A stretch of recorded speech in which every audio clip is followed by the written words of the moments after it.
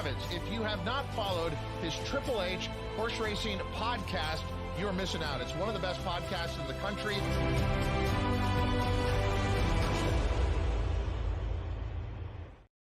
Good morning and welcome to episode 335 of Picks and Ponies. We are live on Saturday morning here in the United States for coverage of the 2024 last three races of the Saudi Cup card. I am your proud host, Howard Kravitz of the HHH Racing Podcast.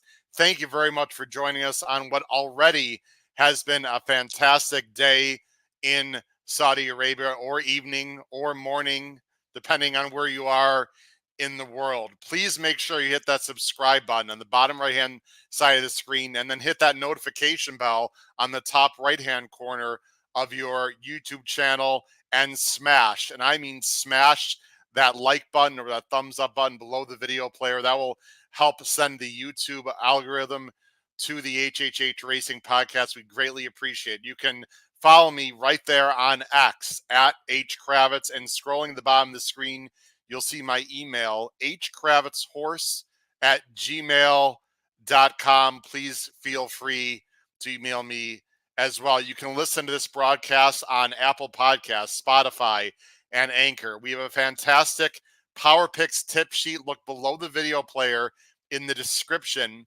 Just hit the Show More button. You can find out about our Power Picks tip sheet that we sell. It's very inexpensive and very profitable. We also have a great website, hhhracingpodcast.com. Please go and check that out as well. And we are on Instagram, instagram.com/HHH Racing Podcast. Like I said, it's already been a very special day. Let me set the stage for you. We are going to be covering live the last three races on the Saudi Cup card. Two fantastic turf races, and then the feature, the $20 million mile and an eighth or 9 furlong Saudi Cup, the richest race in the world. And to help me do all this, any international show that we have, and those of you that are not familiar with the HHH Racing Podcast, we have live shows on Monday nights, Wednesday nights, and Thursday nights, 8 p.m. East Coast time here in the United States. We usually cover U.S. racing, but we also cover international racing as well. We'll have a live show for the Dubai World Cup. We have had live shows for Royal Ascot as well, but for very good reasons that will not be happening, at least not hosted by me. We'll talk about that, but we cover international and especially U.S. horse racing. When it comes to international racing, we got to bring in my good friend, excellent punter from the UK, from Liverpool. We all know him. We all love him. And now I can call him my travel partner this summer, Mr. Davey Lane. Davey, how you doing today? I'm good, Howard. I'm good. Good to see you again. We were chatting earlier on through the early races, and a little success there with Anaf. Apologies, I didn't tweet out plays for people. I got swamped this morning in Howard World. So anyway, we're good. We're good. Yeah, we were a little busy. Just to let everyone know, myself, Davey, and a good friend of both of ours, but especially Davey, Philip Edwards, we were involved in a pick six ticket this morning that we are off to a very good start with. So selfishly, the three of us are alive in the pick six in Saudi Arabia. And of course, we're going to be playing pick threes. Davey, here's what we're going to do for our wonderful audience. We have a ton of people watching. We are going to be giving everyone pick three tickets for the last three races. We're also going to give everyone our top three choices in each race as well. And Davey, they are running a little bit behind. So why don't we spend the first just minute, very briefly, let's talk about the first three winners that we've seen so far, because they've been quite exciting. Your thoughts on Forever Young winning the Saudi Derby? Yeah, I mean, for weeks and months, this was a nailed uncertainty. But then as the days to the race approached, you realize that the horse's target was later in the year in Kentucky in May. This isn't a Kentucky Derby points race, and it wasn't necessarily going to be fully wound up. So, you had to make a decision whether you wanted to play him or not. I ultimately did, and I thought I'd lost actually at the line. So, it's hard to, Irad Ortiz knew exactly what was going on, and he got ahead of the game and almost held on. Thankfully, he didn't. You pointed out the horse didn't change leads, but I'm sure they'll get ahead of that. One thing I do note, looking on the Twitter feed there from Alan Carrasco, Thoroughbred Daily News, he pointed out that the timing was the fastest stakes record. So, so that's a fast time today for Forever Young. So it might kinks to iron out, and it has to get its point system arranged. But it's definitely on the contender list for the Kentucky Derby anyway. Yeah, it was an impressive effort for sure. He probably wants to go longer. Stephen Vandenbroek caught the exacta there in race 6. Good morning and congratulations to you, Stephen. We got Rodney Evans is here. Good morning. Forever Young, hell of a win there, and he's going to be hopefully going to the Kentucky Derby. We can talk more about that later. Tom Espinoza is here. Good morning, Tom. Mike Camarley is here. Trish Smith is here. Yes, get that merch. We'll talk about that. By the way, Davey, I got to say publicly in front of the whole world, you're going to get some merch on behalf of me, sir. You got to go to our store and buy some HHH Racing Podcast merchandise so you can wear it proudly in Europe when I see you in a few months. So make sure you do that. Very quickly, your thoughts on Remake, who ran down Skelly in a very exciting sprint, Davey. Yeah, that was the jockey is a great jockey, and he knew he had the best horse, and he rode it like the best horse. Santana only came over for one horse, Skelly, and it hasn't really, looking at the past performances, taken on really, really good horses before. But it looked like it was going to win there, turning for home. But Kawada knew what he was doing, and he had much the best horse. Davey, I wish we came on about half an. Oh, I'm sorry. There's a little bit of a delay, everyone, so you'll just have to bear with us here. Davey, I wish we came on half an hour early. You liked the winner of the turf sprint, who was 40-1 morning line here in the United States, went off at 16-1. Rossa Ryan, what an unbelievable rail skimming ride to win at 16-1. At least those were the odds we got here in the States in the race that just occurred. There are two things why I like the horse. I mean, apart from all the obvious things, but one, it has an entry to a Japanese Group 1 sprint this spring. And British horses don't usually aim for Japanese group races in the spring and summer. They generally go for the fall. So that was fascinating to me. And the second thing was Rossa Ryan only has this one ride, and that's the ride he came for. And he, is right behind Tom Marquand in the top jockeys, up and coming jockeys in Britain, at least to my eye. So that was huge check marks for me, and so that was a great pick. Yes, it sure was. I'm sorry I didn't tweet it out, but this business of broadcasting and playing at the same time is difficult. I have to hand my hat to the Nick Luxon people who managed to keep a straight face. It's very difficult to multitask like this, Yes, it sure is. Well, Davey, here's what we're going to do now. We have approximately now, just to make clear for everyone watching, and again, we have people watching literally all over the world. And what I recommend you do, listen, Dave and I love Nick Luck. We love all the coverage on TV. You can watch it on TV, folks. Just keep your TV on, but turn the volume all the way down and put on the HHH Racing Podcast here on your iPad, laptop, computer, phone, whatever, so you can hear our wonderful entertainment and great analysis. Dave, we've got about 16 minutes from what I see right now to race 7. Race 7 is the Group 2 Howden Neom Turf Cup. They're going 2,100 meters or about 1 mile and 5/16, so a little more than a mile and a quarter. This is a $2 million race. And Davey, we're going to talk about the odds quite a bit. We're also going to talk about past performances, but there is one horse who is odds on right now in this race, Davey, and should be the very talented Luxembourg for Aidan O'Brien and Ryan Moore. Yeah, he's 5-6 in the UK markets right now, and he should be a cinch. It has been said that maybe he's coming first off a layoff, but he had some niggly issues late in the year, and he basically got ready for Hong Kong. I think they've kept him ticking over for this race, So and and it was only a nose behind Romantic Warrior in Hong Kong. So that's a fantastic performance. It seemed earlier that he was entered in the dirt, and I was wondering why they were doing that. Are they serious about the dirt, or they want him get him fit because he's going to be a shotgun campaigner for Auguste Rodin later on in Meydan and other places? I don't know. You go crazy trying to figure out what O'Brien is doing and the lads, but they have their ideas. I can give you a little info on that, actually, Davey. Aidan O'Brien said they originally were playing around the dirt, but the Saudi Cup field came up so strong that they didn't want to experiment with him on the dirt in such a difficult race. So they decided to go here instead. And obviously, the turf is easier on the body than the dirt anyway. Well, and another thing, they probably looked at the race of this race, and it probably came up much lighter than they thought, And then why turn away 7 figures when it's right there to be taken, Yes. There's a line, Woody Allen's famous line. What is that? 90% of success is showing up, right? I mean, yes. So there you go. So he's got a wide draw, but I don't see a problem for Ryan Moore coming through the field. He knows how to do that. It is a wide draw. Let's go and look at the field, Davey. I'm going to go through the field very quickly. This is the program from Saudi. Right. You got Alu Khal, who now, again, let me put us on screen. This is a little bit confusing for U.S. bettors and handicappers.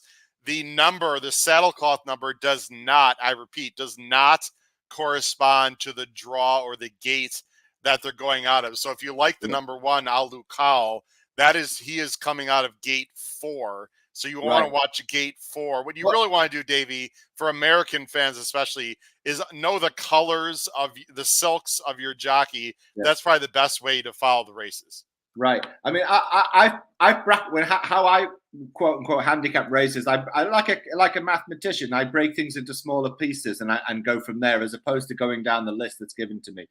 I did it in this race. I looked at the Saudi entrants. So the Saudi entrants aren't local horses, but they're horses from Europe that have been purchased to race in Saudi.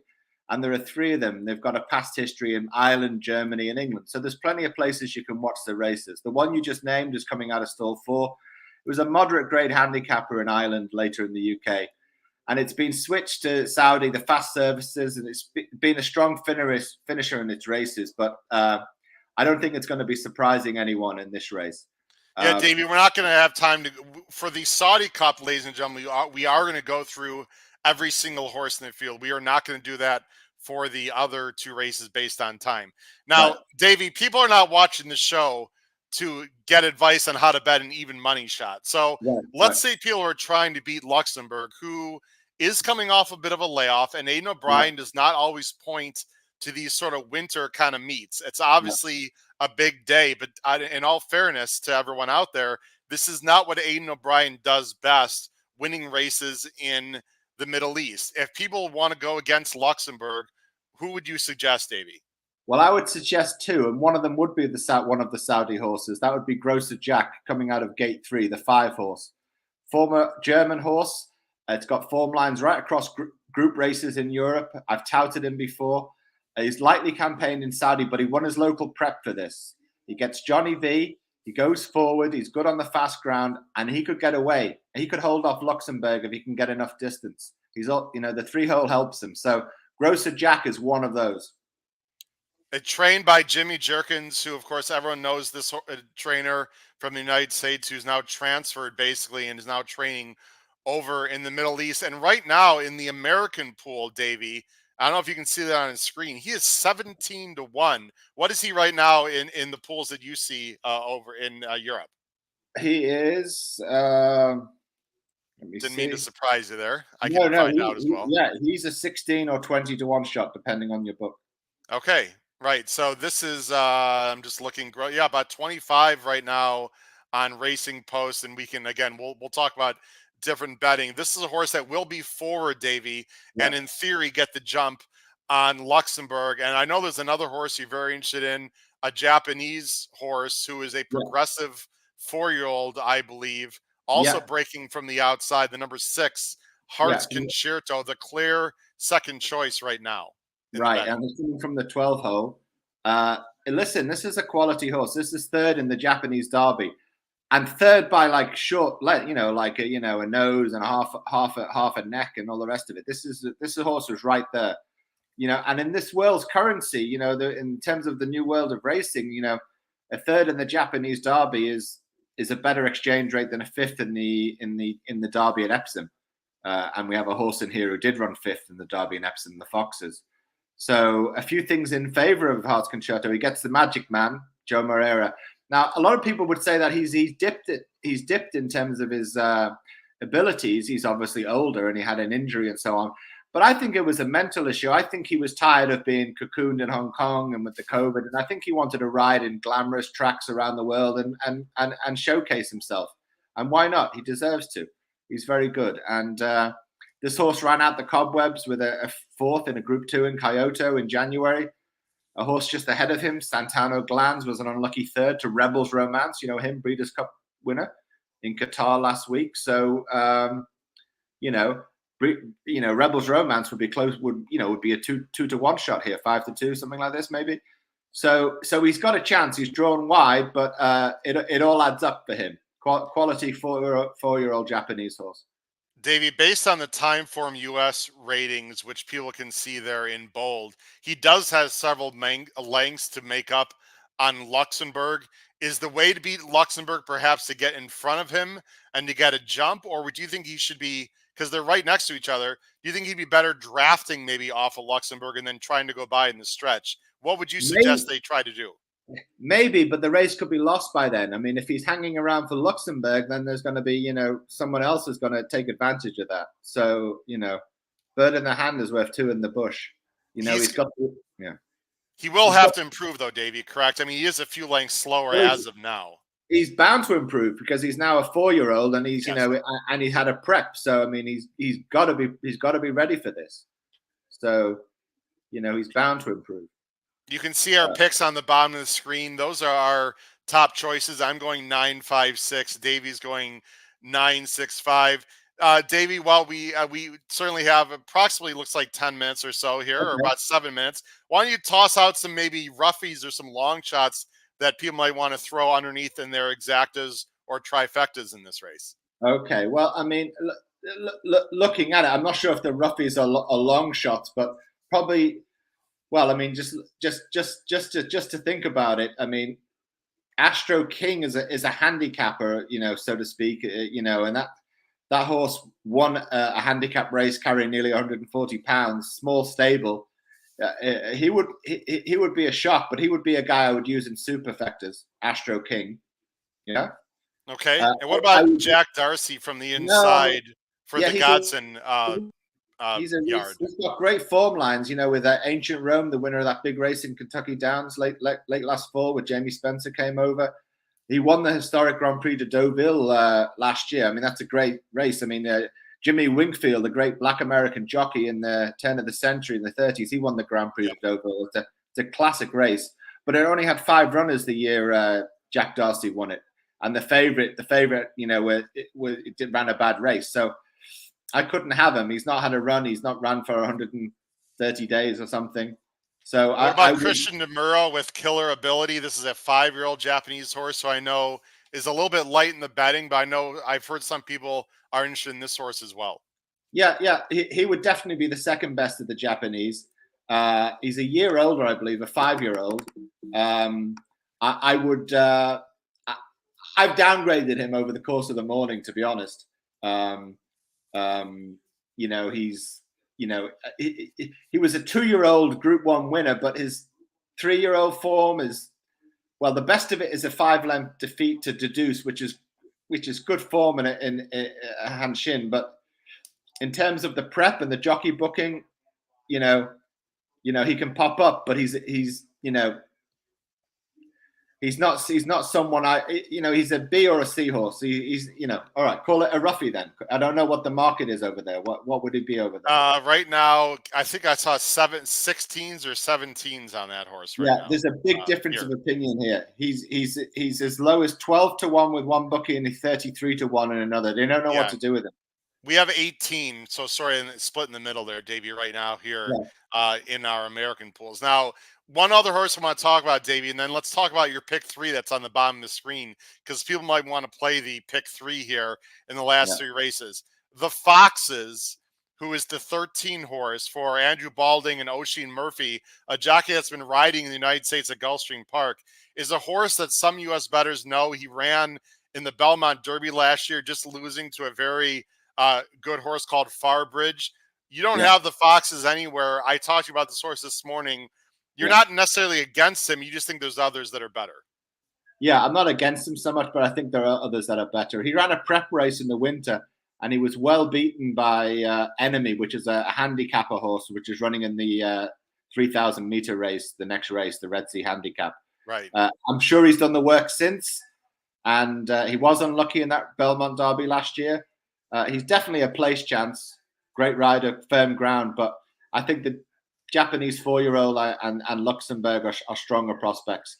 And I think I'm sorry. Let's talk about your pick 3, Davey. Now, you see on the bottom screen, Davey's pick 3. He's going 5-6-9 with 3-7-9, 11, 13 with 2-4-7. Davey's particular ticket there is a $2 bet for $90. I believe you can play this for 50 cents in the United States as a base bet. Davey, quickly go through your process of this ticket. Well, I think Luxembourg is the most likely winner, but I've picked the 3 horses as I touted before, the Joe Grosser Jack and Hearts Concerto, the 5 and the 6 to go along with him. I would have in the Red Sea Handicap, I would have 5 horses to go there. 3 of them would be A's: Iron Barrows, Christian Demuro, Libyan Glass, Tower of London. I'm lukewarm on Tower of London, but I can't ignore Ryan Moore and Aidan O'Brien. First Minister is an Andre Farb horse that was bought by the Saudis, and that's a 4th place in the Grand Prix de Paris last summer, which is the top 3-year-old race in Longchamp. He could be anything with Jimmy Jerkins chaining him now. So, and then I wanted to take on White Barrio just because of the money. And my sense was that I'd go with 3 Japanese. And the way the theme has gone today, with the first 2 races going to the Japanese, it's maybe not a bad shout.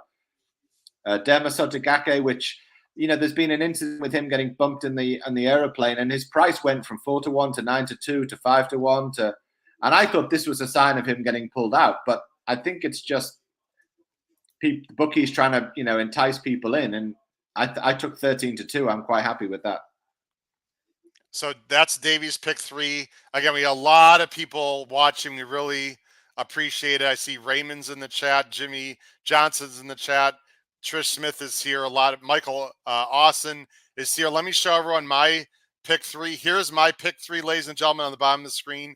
I'm only going 2 deep. I'm going 6-9 with 3-7-9, 11, 13 with 4, 12, 14 in the Saudi Cup, which we're going to talk about later.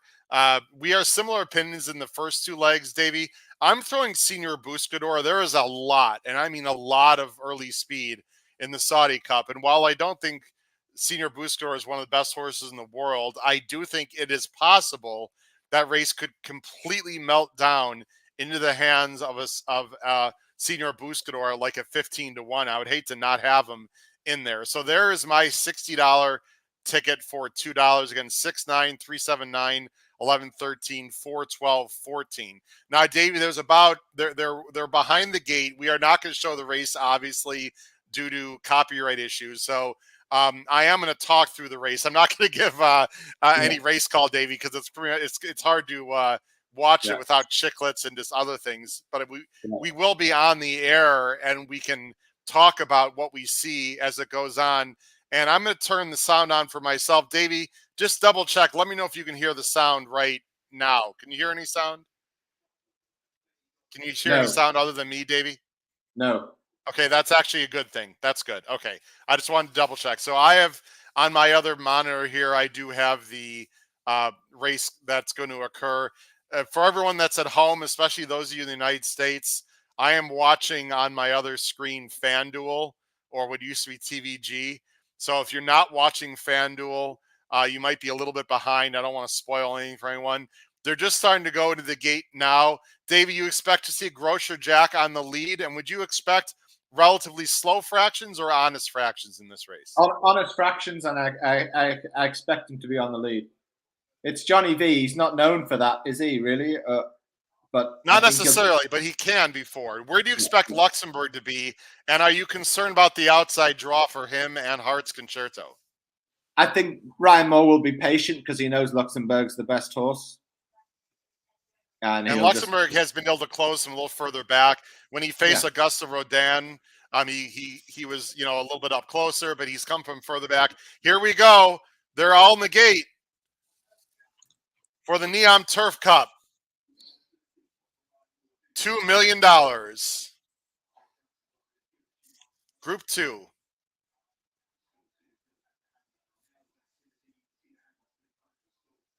Few horses are a little bit anxious, Davey. Yeah. They want to get on with it, and they're off.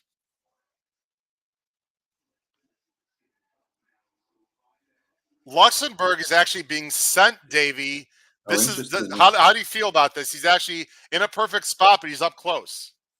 Right. I'm maybe 2 seconds behind you, so that's fine. I'll just listen to you then. Okay. Yeah, that's a great start from Luxembourg. Yeah, he has no excuses, Davey, you would think from here. Yeah, it looks like, I'm trying to see who's on the lead there. It looks like the number 7, Jack Darcy, is on the lead with Luxembourg just sitting right off. Yeah, this is perfect for Luxembourg. Obviously, Ryan Moore didn't want to get caught in traffic. And Grosser Jack is just sitting in the pocket, Davey, in a very comfortable spot in third as well. They don't look like they're going too quick, Davey, just by the visual here. No. Where's Hart's Concerto? I'm trying to find him. Do you see where he might be, Davey? No, I can't see him. I have a frozen something now, Okay, no worries. I'm behind you, but Grosser Jack is going just as I hoped he would. Catbird C, just relaxed.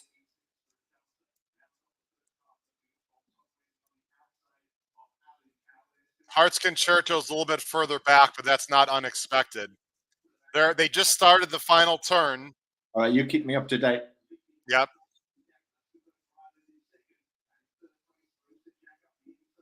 Luxembourg has not pressed the button yet, Davey.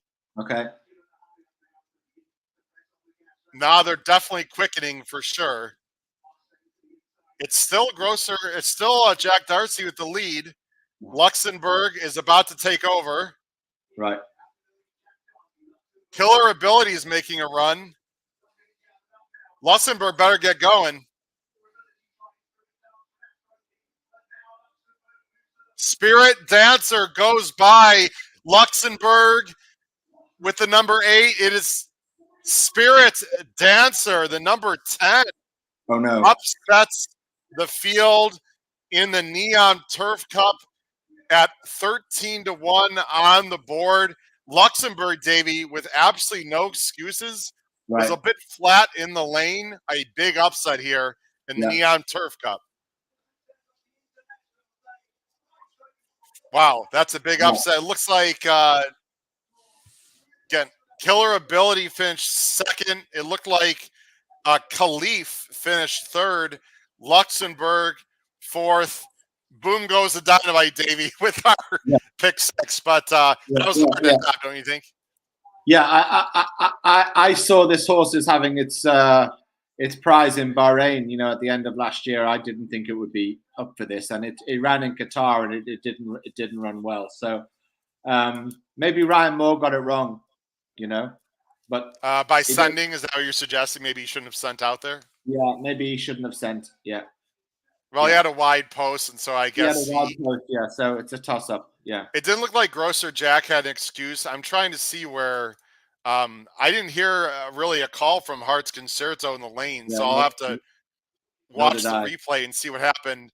But the winner did come from pretty far back, so it's hard to say that this was favoring front runners. I'm trying to see where Hart's Concerto is here on the replay. I mean, he's the only one that really made a move, Davey. Yeah. And he did it really well. And who finished third? It was Killer Ability, and then the 4-horse Khalif finished third. Wow. If that's, I believe it's pronounced. The 4-horse, Well, I saw that horse in Baden-Baden last summer. He took Brave Empire. I mean, that horse was the longest shot on the board, Davey. So we're gonna have huge prices here. I believe it is 10-8-4.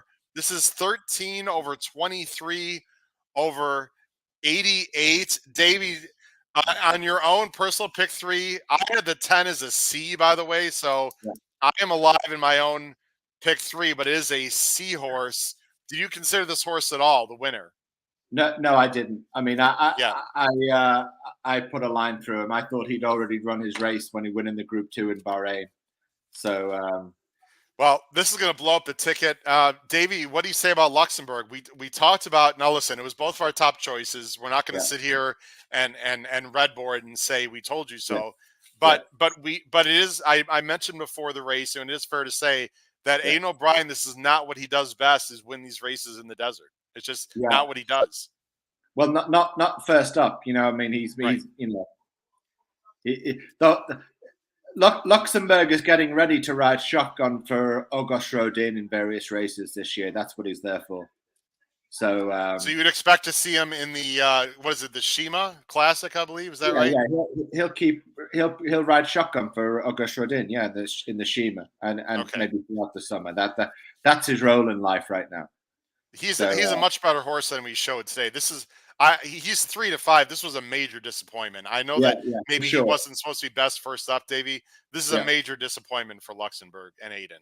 Yeah, for sure.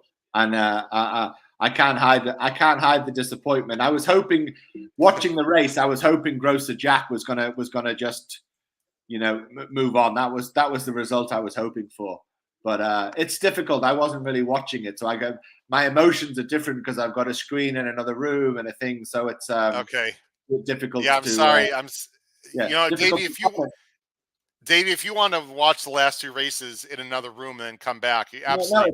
No, it's fine. I just put it on the phone, but it froze a couple of times, so I didn't quite get the game. I'm going to try to bring up. Here are the PPs for Spirit Dancer. Again, it's always easy to second guess.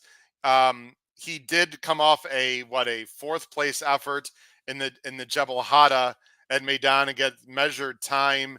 He had some races before, but those were, like you said, mainly handicap races. And the horse is a 7-year-old. So what a great job by Richard Fahey to get this horse up. This one was hard to find for me. Yeah, hard to find for me as well. You know. Yeah. Where do you think they might go with him next, Davey? On to Meydan or no clue? Well, you know, I mean, Meydan probably. Yeah, why not? Sure. Listen, I mean, I'm not so upset about it. I only get upset when I have a horse that I liked and I was persuaded not to play it, or I was this or I was that. You know, when I know that I didn't like it or want it, I'm fine with that. You know. Yeah. In terms of our pick 6, Davey, I don't want to say for sure, but I'd be very surprised if they don't pay 5 out of 6. I think they do. I'm not sure. For our sakes, let's hope they do. Okay. Here's what we're going to do, David. We're going to recover from our loss there. We're going to move on. We got to turn the page, right, David? We got 2 more races left. For sure. We got to turn the page, and so we're going to right on a few things. We were right on the foxes. Yes. And you also have to, you know, you understand how, you know, like, you know, Caliph was, you know, these horses that are brought to Saudi Arabia, you know, they're the home field advantage now. I mean, it may have been a German horse last year, but he spent the winter in the sunshine. So it makes a big difference. You know?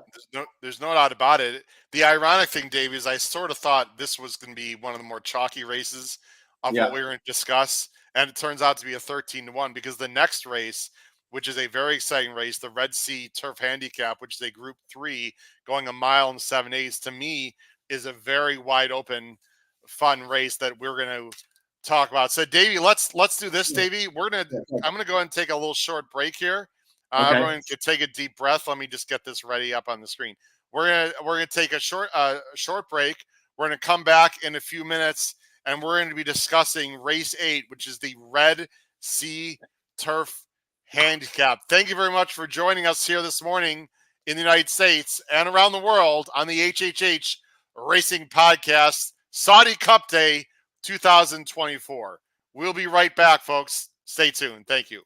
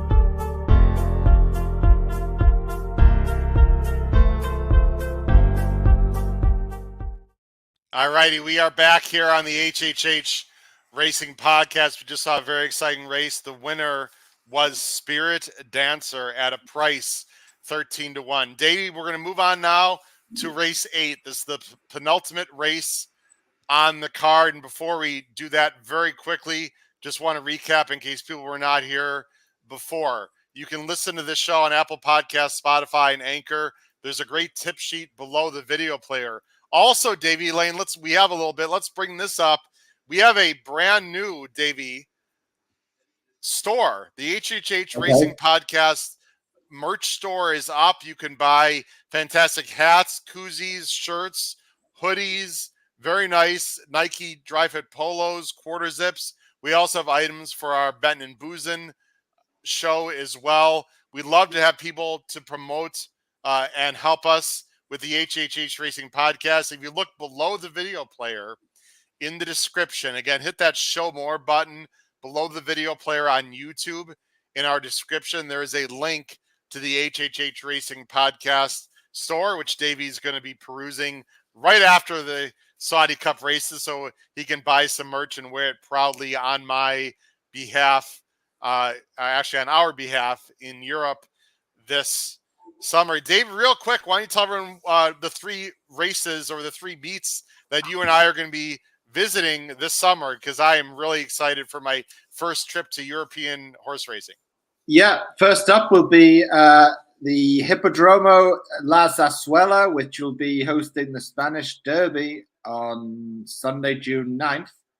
We'll be there for that in some sort of sophisticated lounge bar, watching the racing go by and all the all the pretty scenes in Madrid.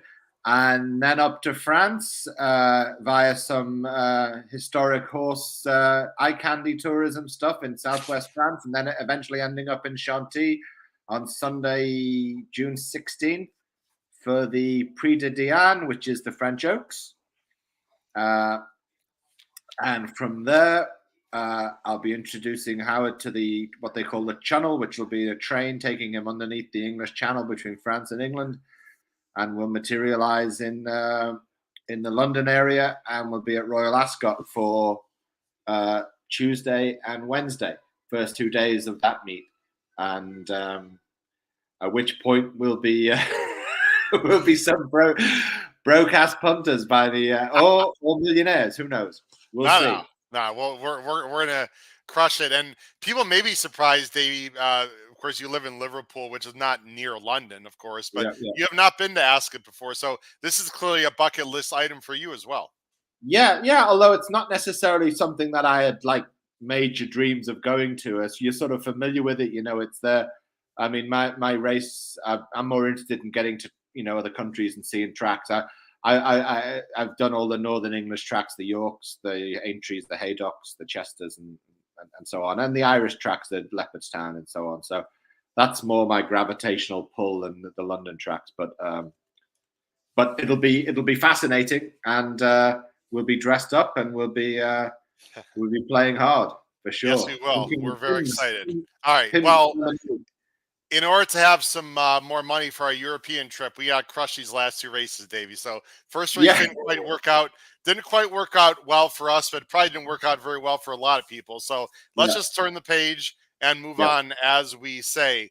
Race 8, Red Sea Turf Cup Handicap. It's a Group 3. They're going almost 2 miles. So this is a stayers kind of race, which is what they call it in Europe and throughout the world. Like I said, mile 7/8, 3,000 meters. It is 2.5 million.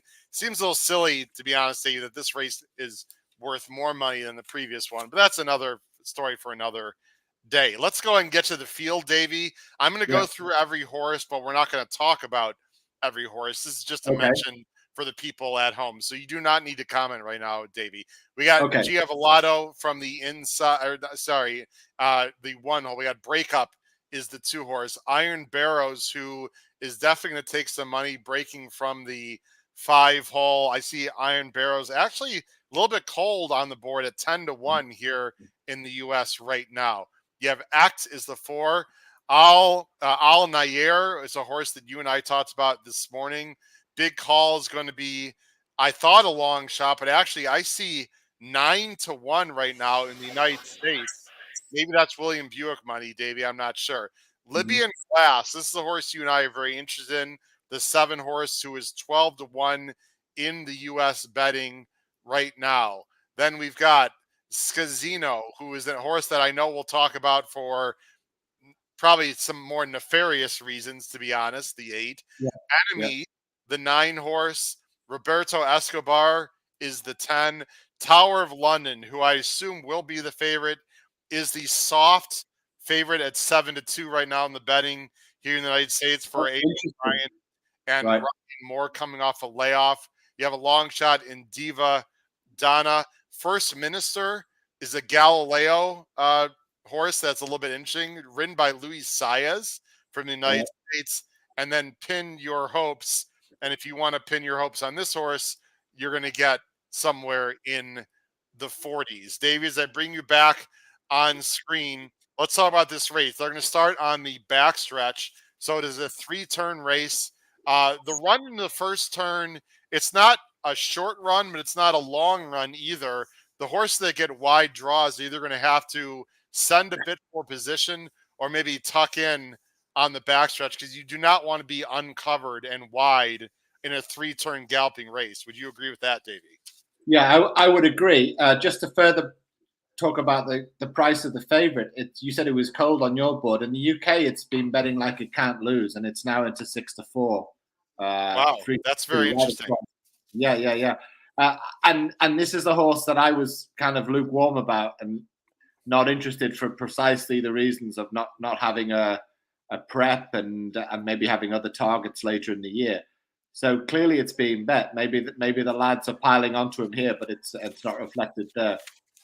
Having said that, having just watched what I said, maybe the opposite's true. Maybe this is the hot horse for the bigger money, and maybe Luxembourg was sent over to Saudi Arabia as a traveling companion for this guy. I don't know,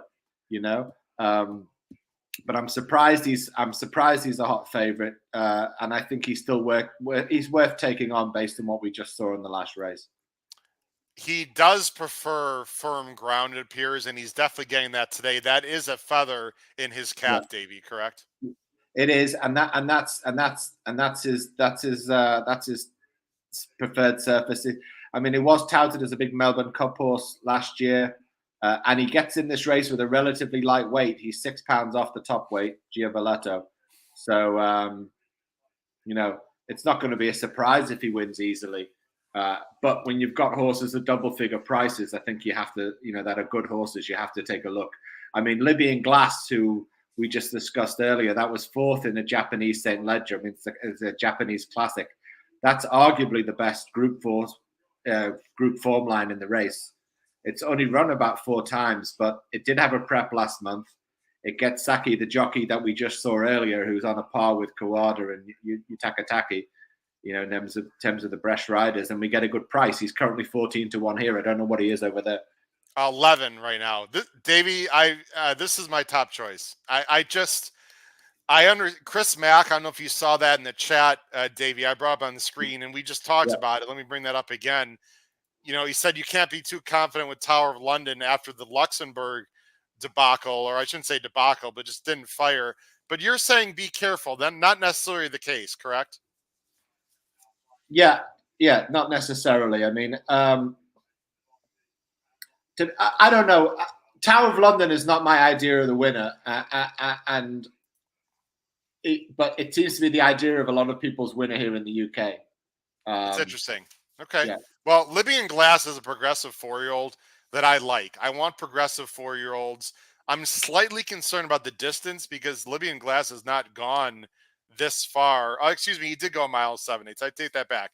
He ran in the Japanese St. Ledger, the grade 1, and he finished a respectable 4th at 35-1. I think this race is comparable to that, if not maybe slightly easier. So he's going to have to improve, but I do like younger horses. And by the way, the dam is Dilgo, who's out of Curlin, or not out of Curlin, but by Curlin. So that's pretty cool. Paul Halloran, co-host on our show, pay attention to that. Libyan Glass has Curlin breeding because Curlin is Paul Halloran's favorite horse, Davey. So that's something that's positive.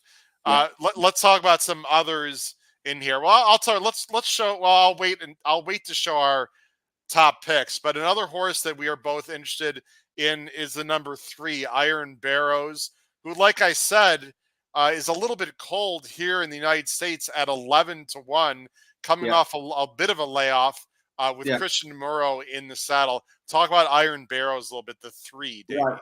The 3 horse, he's coming out of the 5 gate, which it's a longer race. It shouldn't matter as much, but I that's a nice draw for me. And this was said in Japan to be a target of his when he won a big 2-mile, 2-furlong race in Nakayama. So this is a 3-furlong cutback, if you can get your head around that. He's not a prolific winner. He's like 2 for 16, but he's regularly competing with the best horses in Japan, and he occasionally finds his ways into the places in those group races. So it's a massive drop in class for him. And with Demura riding, it's a big upgrade over his usual pilots. So I think this horse is a contender. In fact, he'd be my joint number 1 pick with Libby and Glass. Yes, we'll bring up our top picks at the end of the show. Let's talk about First Minister. I know this is a horse that you mentioned to me this morning that you'll be interested in. The 13, breaking from the 13 with, again, there's Jerkins, United States trainer, now training over in Saudi Arabia, with Louis Saez up, who's not used to riding these long races. Now, he's a fantastic rider in the United States. I'm not suggesting any way, shape, or form, Davey, that he can't win a race like this. But I got to be honest, I would prefer a European jockey if given the option. I'm not sure. I like Saez wherever he can ride on the moon, and it works for me. So, but this is an interesting horse in that he was owned by what we call the lads, which is the Coolmore guys and Irish guys, but he was actually never been he's been a French trained horse with Andre Fabre. So he does the Irish guys, the Coolmore guys occasionally have horses in France with Fabre and a couple of others, but or is it just with Fabre? But anyway, so it's not an O'Brien horse, but they sold him. So I mean, everyone has their price, and these guys are businessmen, and the Saudis must have offered a good price for him. He was 4th in last year's Grand Prix de Paris in Longchamp, which is the middle distance summer classic for 3-year-old French horses. So so that's good form, and he was 4 lengths 6th at Grosser Jack in his local prep. So Grosser Jack, what did Grosser Jack just finish there? Like 4th in that race previously? I think it was like a little bit less than that actually, but I think 6th or 7th. But he faded in the end. Okay, so yes, maybe that's not a good sign then. But he's got a 10-pound swing over the top weight. So with Louis Saez up and a 10-pound swing over a mile and 7 furlongs, 10 pounds is a lot of weight over a mile and 7 furlongs. Yeah. So that puts him in the mix. How do you feel about Enemy, who is coming off some synthetic races? Obviously, he's a stayer. He's been at Kempton, Newcastle, prepped at Southwell for this in the Winter Derby trial. He's very honest. Is he good enough in this spot? Well, he's not a group horse. He's what they call a handicapper in the UK. But he's beaten these group horses in their preps. He beat the Foxes in his prep. Well, of course, the Foxes didn't really show up just now. But he's trained by Ian Williams, a trainer you're familiar with, and most of the guests might be familiar with here because he was a trainer of the famous. Let me get the plug in once again of Ray Shoon. There we go. There you go. All right. And Ray Shoon was who, Howard? Ray Shoon was a horse that Davey tipped out the first time on this show in the I'm going to make sure I get this right. I believe the 2021 Royal Ascot. Is that right? Yeah. Yes. And he won at 60-1, and he tipped it out right here on the show. Yeah. And I'm still dining out on that. So every year. We all are. So so he ran a screamer in this race last year. He was 2nd in this race last year. So he's drawn 14. It's a big long race, so that shouldn't impact him. And he's in hot form, and he's been kept ticking all winter. I mean, he's raced every month: November, December, January. So he's race fit and primed. Is he got the class? We'll see, but he's definitely going to be there. I mean, we'd all love to own a horse like this. He has to be in your super mix in all boxes. We'd all love to own a horse like this, right, Dave? He's just honest as the day is long. He's going to run for you. Let's talk about some horses that we have not mentioned yet that are taking money that you and I discussed earlier today. And you might be surprised by some of these prices right now. Let me show you. Big Call is not a horse we talked about. 8-1. I'm not sure what he is in your neck of the woods. Is this horse being overbet? What's your thoughts? We didn't really give this horse a lot of consideration. No, it's a 33-1 shot here. And that's amazing, isn't it? Is Yeah, that Buick money? Do you think? What is that? It's Why got the to be discrepancy? Americans. It's got to be Americans playing Buick. Yeah, Okay, yeah. dumbass I mean, Americans again, as usual. I well, said no, it. I mean, this. Yeah, it's not. I mean, it was fourth in this race last year. He did have a 3-length second to the Hong Kong Vars winner Junko, but that was Yeah. in the French provinces over heavy ground in the summer after a big bit of rain.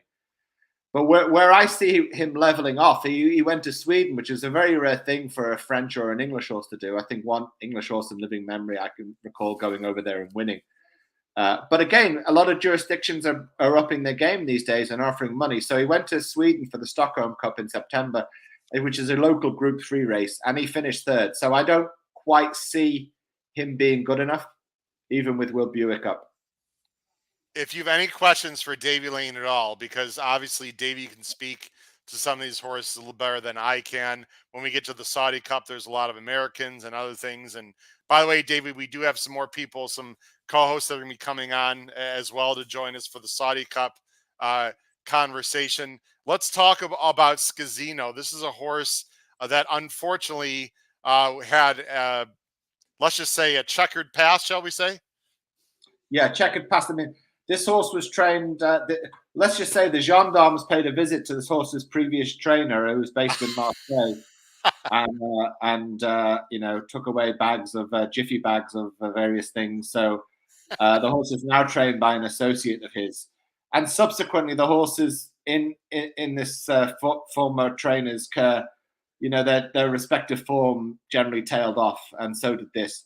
Although having said that, it was generally a wet ground, heavy ground horse. So I think the horse is probably done, even without the shenanigans. But it's got Mikhail Barcelona. Maybe it's on a comeback mission.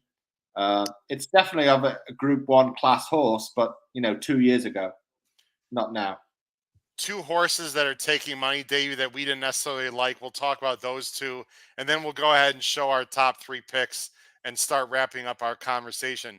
Al Nair right now here in the States or in the pool is 6-1, coming off a good second place finish with with Christophe Soumillon, which comes back on. He was in Maidan. Now he's here. He's a 6-year-old, second off the layoff. But you don't love him here. No, I mean, I've won with him before. I like the horse. I just assume that he's had his time, and this is just not his race. I mean, I'm not really a fan in this race. I think maybe it's a bit too far for him.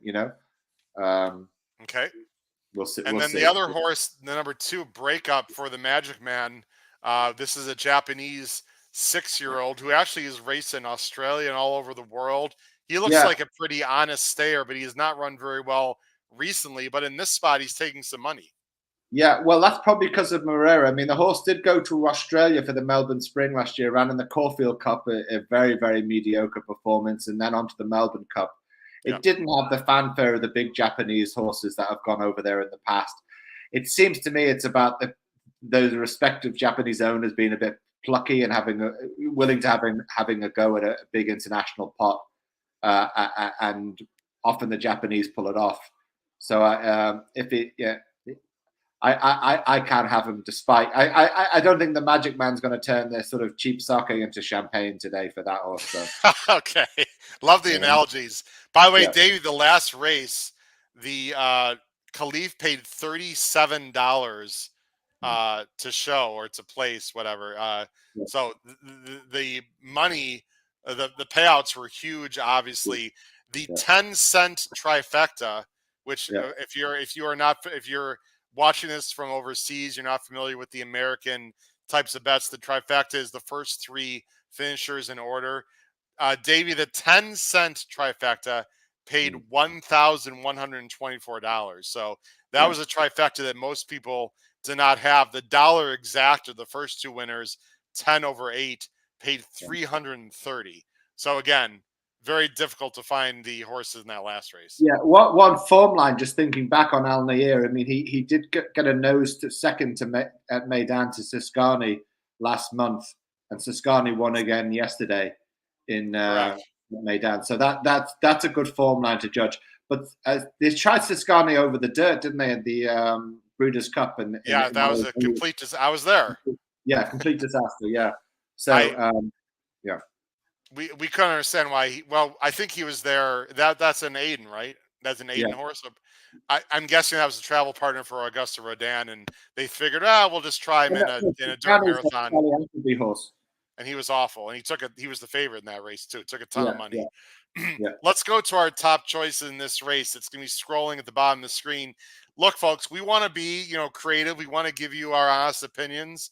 Dave and I talked about the race, but we certainly didn't base our opinions off each other. I mean, there's no way Davey would base his opinions off of me because I'm not as familiar with these horses as he has. I'm going 7-11-3. I'm very interested in the 7-horse Libyan Glass, Davey, for Yoshito Yahagi. I believe he's a progressive 4-year-old. I think you're going to see an improved effort. And I want to go a little bit of a price here. You're going to go with the number 3 Iron Barrows, who right now, let me just look at the prices here. He's still holding at 10-1 here in the States, and the 7 is also 10-1. What odds do you see in your neck of the woods for these horses, Davey? Right now, we have Iron Barrows 7-1, 8-1, 7-1. Libyan Glass is 12s. Okay. So there's no real move in that market. And Tower of London right now, Davey? Oh, there is a bit of a move now. Tower of London had come. He's 7-4, so he's drifted back out. But he had been. Tower of London this morning was 7-2. He's now 7-4. I mean, Davey, in our betting, he's 4-1. That is a major difference. I mean, if you like Tower of London and you live in Europe, call your American friends and have them make a bet right now, because you're getting, you're getting twice the price, if not more, Davey, on Tower of London. The horses that are taking money in the UK, you have to understand the horses that the English punters know. So they know Aidan O'Brien, so he's taking money. They know Giovanotto because he's ran in distance group races at the prominent meetings in the summer, so he's taking money. And they know Roberto Escobar because he's an English horse. So they're not betting, they're not betting the Japanese horses over the turf, and they're not betting the French horses. And they're not betting the local Saudi horse, First Minister. So, the French horses are anything you like, Scazzino, so on. So the English punter is really just betting William Buick on Big Call, who's now 20-1 from 25, Roberto Escobar, Giovanotto, and Tower of London. So they're being parochial, they're being provincial, they're just betting with their own blinkers on. That's what this board is reflecting. Well, it's understandable. As if you're wondering where I'm looking down, Davey, I'm doing a little. I'm placing a little bet here on Libyan Glass. I like the price I'm getting. I'm a little bit interested in him. Nothing crazy, just a little win in place, just for just to have a shout here in this race. Any idea on the pace situation, Davey, or doesn't it really matter much in a race like this? Doesn't really matter. It'll probably be a dawdling pace, probably. Who's going to go forward, Davey, based on the horses Any clue at all? I couldn't guess, to be honest. I'd only been looking at who's going to go forward. There's a lot of horses, and there's some of them who have no business being there at all. I mean, there's a French mare that she's clearly probably been set up for a sale for the French paddocks for breeding shed. Diva Donna. I mean, she has no purpose being in the race.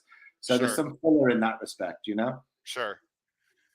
I'll tell you what, Davey, this is a longer race, and it's gonna be harder to see what's going on. So I'm actually gonna go to a break here, Davey. We're gonna go to a break. We're gonna take ourselves off screen. We'll let people watch this race at home, Davey, and then we'll come back. We'll talk about the result, take a short break, and then get into the Saudi Cup. How does that sound, Davey? Perfect. Yeah, break would be great. All right. We're gonna take ourselves off screen here in just a second. Enjoy this race. It's the penultimate race. They're going a mile and a 7/8 for $2.5 million. We will be right back after race 8 in Saudi Arabia. It's the 2024 Saudi Cup Day here on the HHH Racing Podcast.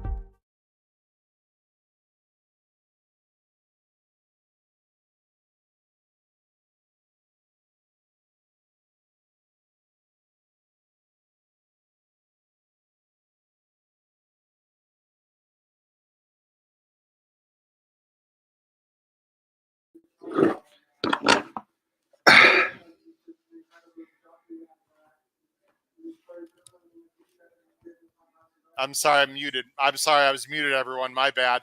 Tower of London was able to get up. What a ride by Ryan Moore, Davy Lane. But I could say Richard Kingscote on Enemy might have even given a better ride. We talked about this horse. He ran an absolute blinder with a heartbreaking loss to Tower of London. What a thrilling race that was. It really was. And the money was down. You know, the money was probably from the lads themselves. You know, I mean, this horse was 7-2, 10-3 this morning in the UK. And it was back down into 6-4, 13-8, half an hour before the race, drifted back out to 7-4. So the money was there for a reason. I think the American international money reacted to the Luxembourg defeat, and that's it. You know, it's fascinating how these markets can be so different. I'm watching the race. You know, my choice of Libyan Glass. I was a little surprised he was sent. What I didn't like about, if you like Libyan Glass, was not only he didn't break great and then he was rushed up. That is just not usually a trip that's going to work well. And Iron Barrows was actually under the whip on the turn. He had nothing. So I guess Libyan Glass did well to put away that horse. I thought it was a pretty honest clip, Davey. Yeah, and I say that the fractions were honest because the two horses that won did come from pretty far back. So it does appear it did set up for closers. The number one, Giovanni, also ran a big race for Oisin Murphy in third. Yeah. It's you know, this was a horse that was pointing to the Melbourne Cup last year, and it needed fast ground. And you know, the logic was reversed. You know, Luxembourg probably came over to Saudi Arabia to keep this guy company. You know. Yeah, it does appear that way. Yeah. So and now this horse won't rise up above the. I mean, the target for any stayer has to be the Melbourne Cup. You know, this is the big race for these horses. Sure.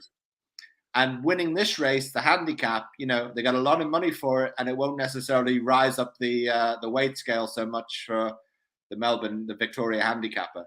You know, I'm watching the replay, and Davey, this is classic Ryan Moore, mainly in a good way, but also slightly in a negative way. Slightly. I want to be very careful what I say. The guy's a Hall of Famer. But this is why sometimes he gets in trouble with races in the United States where the stretch is not as long because he's so damn patient. Not to a fault, though. It's a credit to him that he's so patient. And he was so patient in this ride. He just held on for cover the entire time and then tipped out late and had the horse. But the thing is, Davey, if he didn't have the horse as much as Tower of London did, he wouldn't have got there, as opposed to Enemy, who is not the animal probably the Tower of London had, but he made an earlier move. And Richard Kingscote split horses 3 times. I can't say enough good things about the ride on Richard Kingscote with Enemy. He really, I've almost feel like he deserved to win the race. Maybe I'm saying that, Davey, because I both those horses as A's in my own personal pick 3. I would have much preferred 10-1 over 3-1. But hey, that's horse racing. Yeah, but hey, you know, I mean, that was I've even forgot about the pick 6 there, but that was an A in the pick 6, right? It was. We have 3 A's and 1 B. But we had Enemy as a B. But that, if Enemy wins, I would venture to say no one has the pick 6, Davey. I mean, I don't know. I'm just guessing. Right. I think people are going to be alive in the pick 6 now. We'll find out. Again, I think it pays 5 out of 6. I don't think a lot of people out there are probably playing the pick 6, so I'm not sure. Yeah, bit of fun. Yeah, no, that was a great race. Again, Tower of London and Enemy. Where do you think they go next, Davey? And then we'll move on to the Saudi Cup. Well, probably both go to Dubai now. I mean, for the big staying race in Dubai. Well, the Super Saturday as well. I'm actually the schedules have been switched around in Dubai Maidan this year. I've lost track of the. Used to have this Maktoum Challenge round 1, round 2, round 3. I got quite used to it, and they've shuffled things around. So I'm like an old timer trying to figure out what they're up to. But they have a Super Saturday, which is a few weeks ahead of their big Gold Cup day. So that'll be March, focused in March. So I think the big night on World Cup night, they'll both go for the staying race, I would assume. Yeah, it's gonna be very exciting. I love the Dubai races. Davey, we have, let me look at how much time that they have to the next race. It says 38 minutes. So we have plenty of time, but we're going to talk a little bit, then take one last break and then come back. But before we take a break, I have a guest host that's going to come on, one of our wonderful co-hosts from our Betting and Boozing show. Davey, you've not had a chance to meet him yet in person, so to speak. This young man is an excellent young handicapper. He's from New Jersey, and he is on one of the co-hosts of our Ben and Boozin show. Let's bring him on right now, live from New Jersey, ready to talk about the Americans and everyone else in a great $20 million Saudi Cup race. It's Patrick Kunzel. Patrick, good morning. How are you? Doing well. How are you guys doing? This is really exciting. These races have been very good. Patrick, meet Davey Lane, the one and only. Hey, Davey. Patrick. How are you, man? How you? Good to talk to you. Good to talk to you as well. It's exciting. I'm on with you guys. You got a proper accent there. You look like you could have been on The Sopranos or something. There you go. That's right in my neck of the woods there, Davey. Right down the street from me was that show was filmed. So that's great. All right. Yeah. Patrick, I know you've been watching the races this morning, that last race. You know, it doesn't really matter if you know the horses, don't know the horses. If you're a fan of horse racing, that almost every race actually has been like a photo finish. It doesn't get much more exciting than what we just saw. And I talked about Ryan Moore, Patrick, right before you came on. He can drive you a little bit nuts sometimes in the United States, but he is just so patient and so damn good. He just timed it out perfectly with Tower of London in that last race. Oh, 100%. I'm going to reiterate what you said about the patience with that horse, with that jockey, and how, it does, when he comes to the States, it does, give you a little bit of a heart attack sometimes, but that jockey is one of a kind. Nah, he's fantastic. We got Chris Couples is in the chat. He wants to know, Chris Couples, Davey wants to know what Ryan Moore said to Oshin about 4 strides from the wire. Said, I'm going to come and get you. Who knows? They talk out there, I would assume, a little bit. I don't know if Ryan Moore does, though. He's not much of a talker. Yeah, he's not. He's a silent tongue as a wise head is his motto, Yeah, well, I think that is absolutely a good motto for sure. So, ladies and gentlemen, we are going to be talking now about the feature. And this is in a race that we've talked about for quite a while. Again, welcome to the show.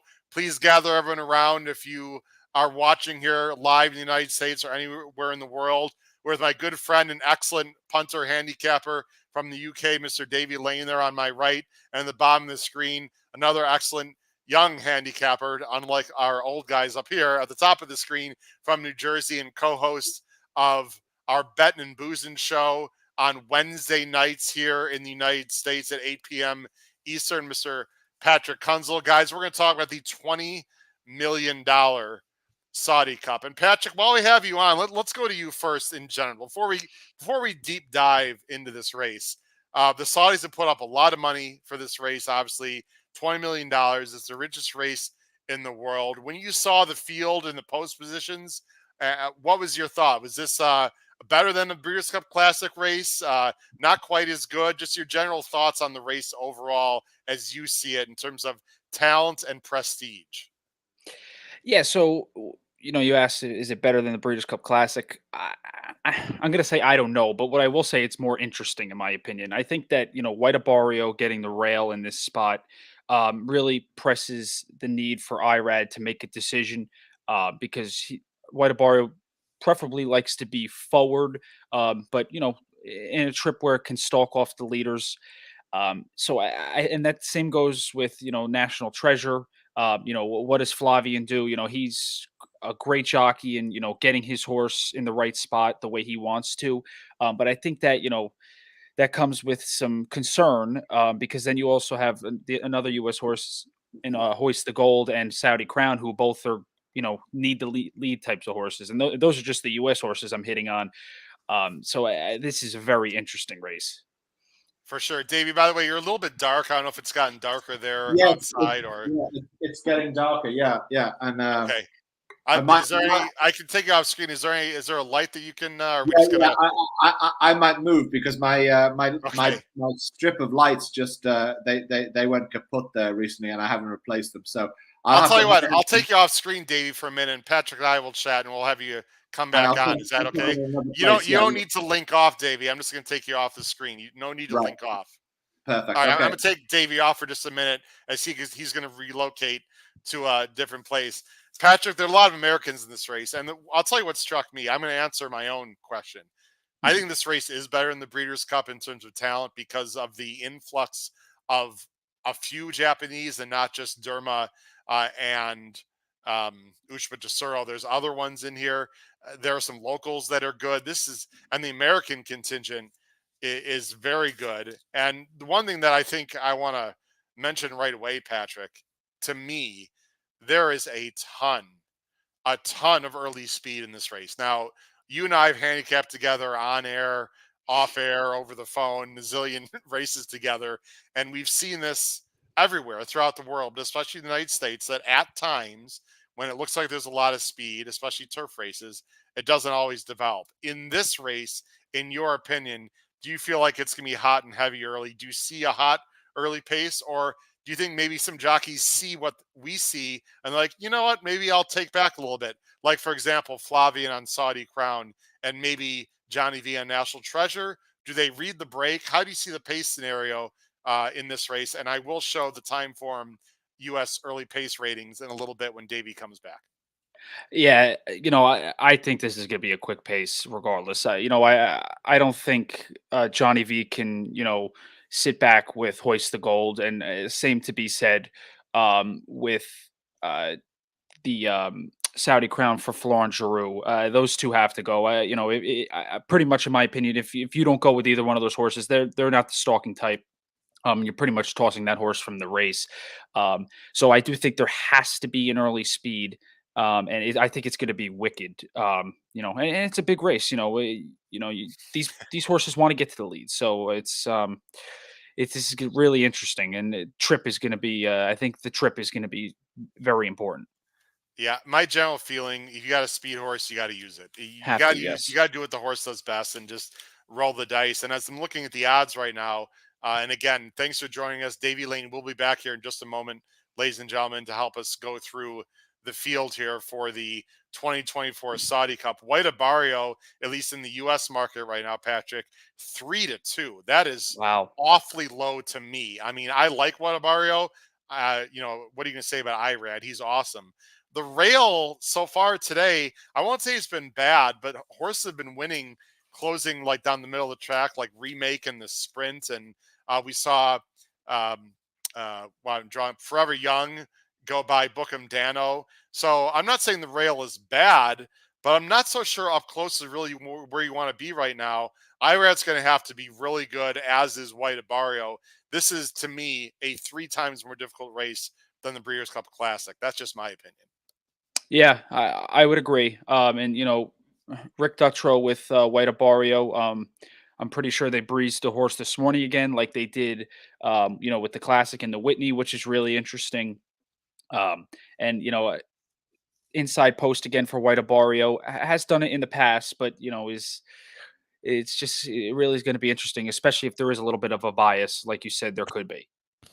Yeah, well, I think, by the way, Vale Place is here. What's up, Vale Place? $20 million race. Everyone will be in their A game. That you would think that'd be the case. Vale Place said everyone is rooting for Rick. Not so sure about that, but I'm sure plenty of people are. I mean, if White Barrio wins this race, Patrick, that's Breeders' Cup and then Saudi Cup.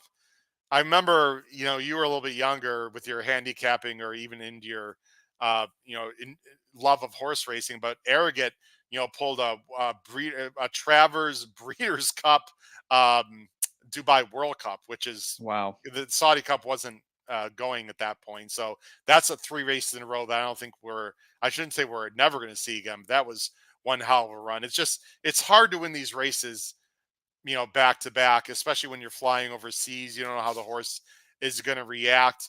My general feeling on White Barrio, and then we'll go through the field because Davey will be back on in a second, is I think he's going to run well, but I would never bet him on the win end at 3-2. In fact, on a win end, I wouldn't go personally lower than 3-1. Do you have an opinion? I know you like White Barrio. It's not your top pick, but for people that like White Barrio, how low do you think they should be willing to take in this race? Yeah, I would think, morning line was 3-1. I was thinking anywhere this horse was going to be 2-1 ish, so I wouldn't go anything under that. And you get the feeling that right now I see 6-5. You're not going to get what you like. I guarantee you when Davey comes on, he's not going to say that he's 6-5 overseas. I guarantee you that for sure. There's a lot of white bar. Look, he won the Breeders' Cup Classic. He's gray. It's IRAD. Blah blah blah. Oh, look who's here! Hey, what's up, Brad Anderson? I'm Mr. part of the Brad, how we doing? BC crew from Tampa. What's up, Brad? We'll see you, Brad. We're going to see you. I'm very excited in Saratoga. Can't wait for that, Brad. What's up? Good morning.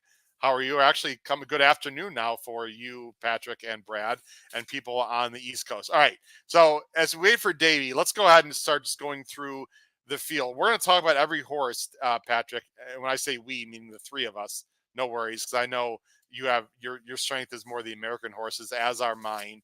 But I do have strong opinions on some of the others that are not based in the United States. Let's just go through the whole field very quickly for everyone at home. I'll go ahead and bring this up on screen. Hopefully everyone can see that. Yeah, Carmel Road, who actually used to started his career in the United States with United States connections. Again, we talked about this, Patrick. Don't be confused, everyone at home.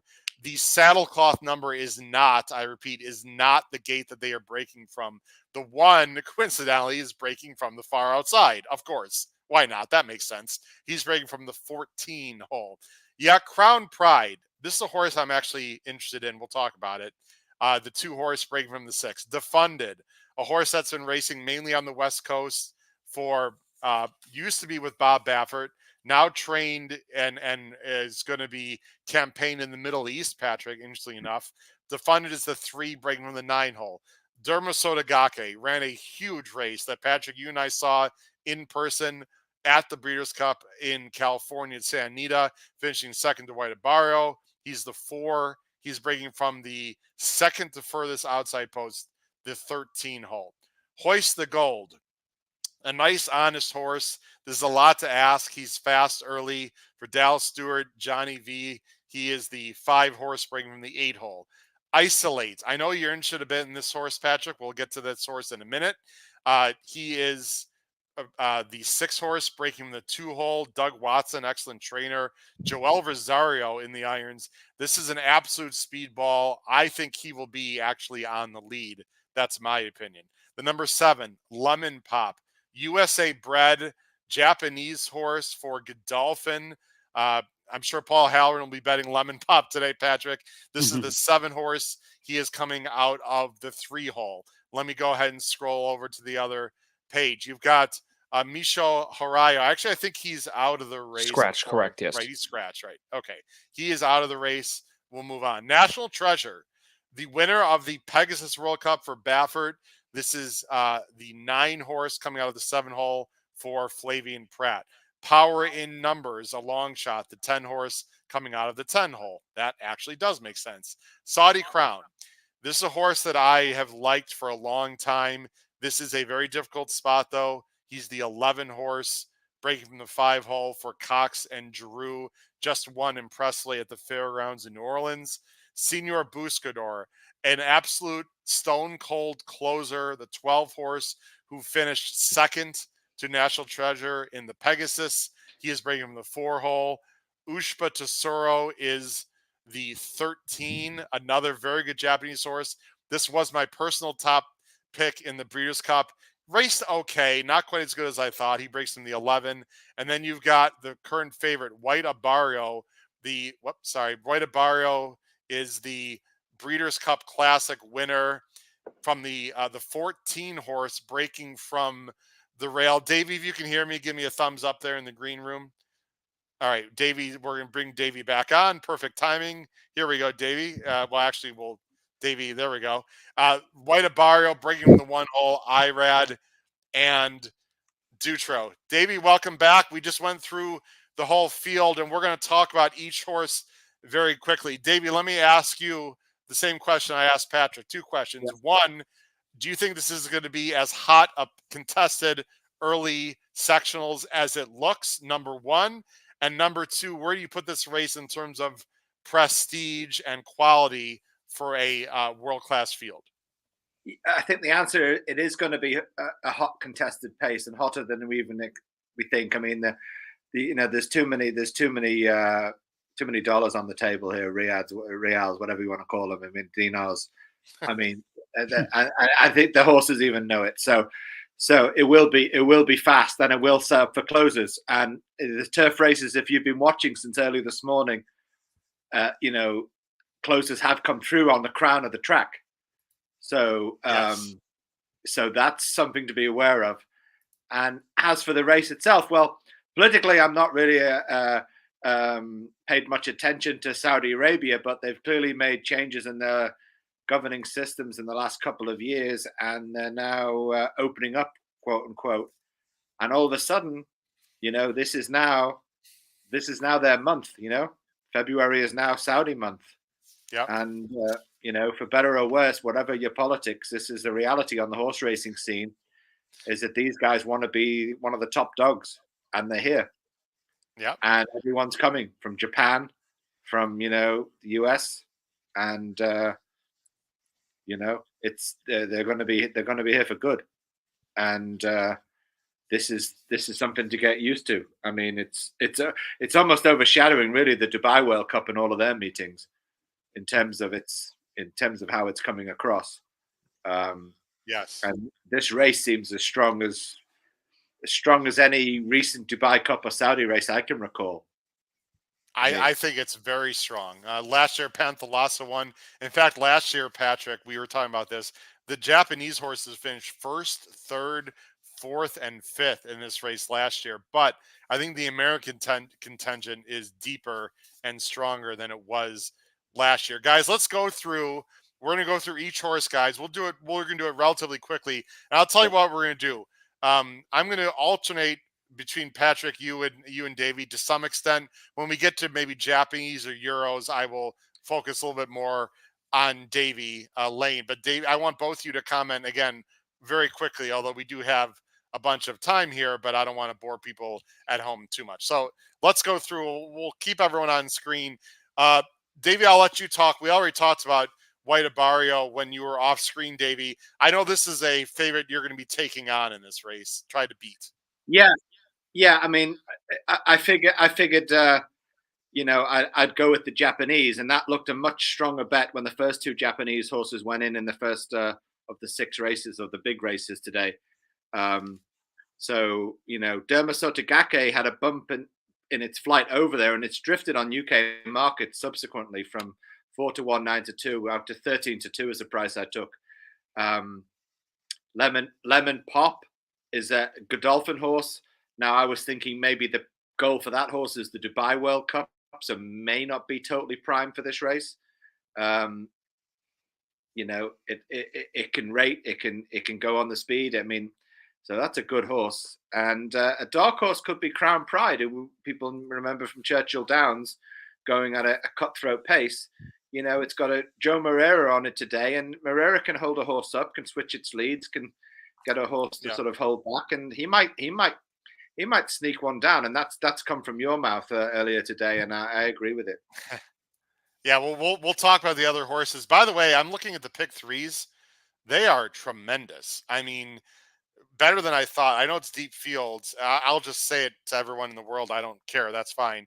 I am alive to the 4 and 14 in 50-cent pick 3s, which is Derma and White Abarrio. White Abarrio, the 50-cent pick 3, pays $309, Davey, and Derma pays almost $500.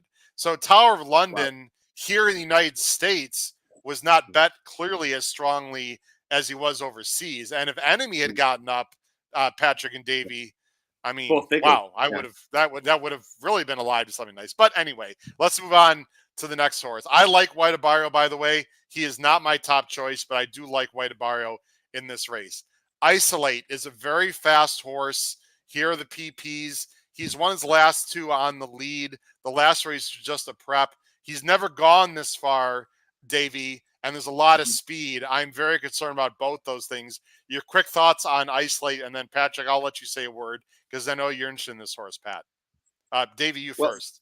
Yeah, Isolate was on the reserve list, and he drew into the race. And I always have a policy of whenever a horse draws into a race as a reserve, I pay a lot of attention to, and I have done with that, and I think it's a place chance. I know it's going to be up on the pace, and it probably will not hold on, but it might cling on for third or fourth.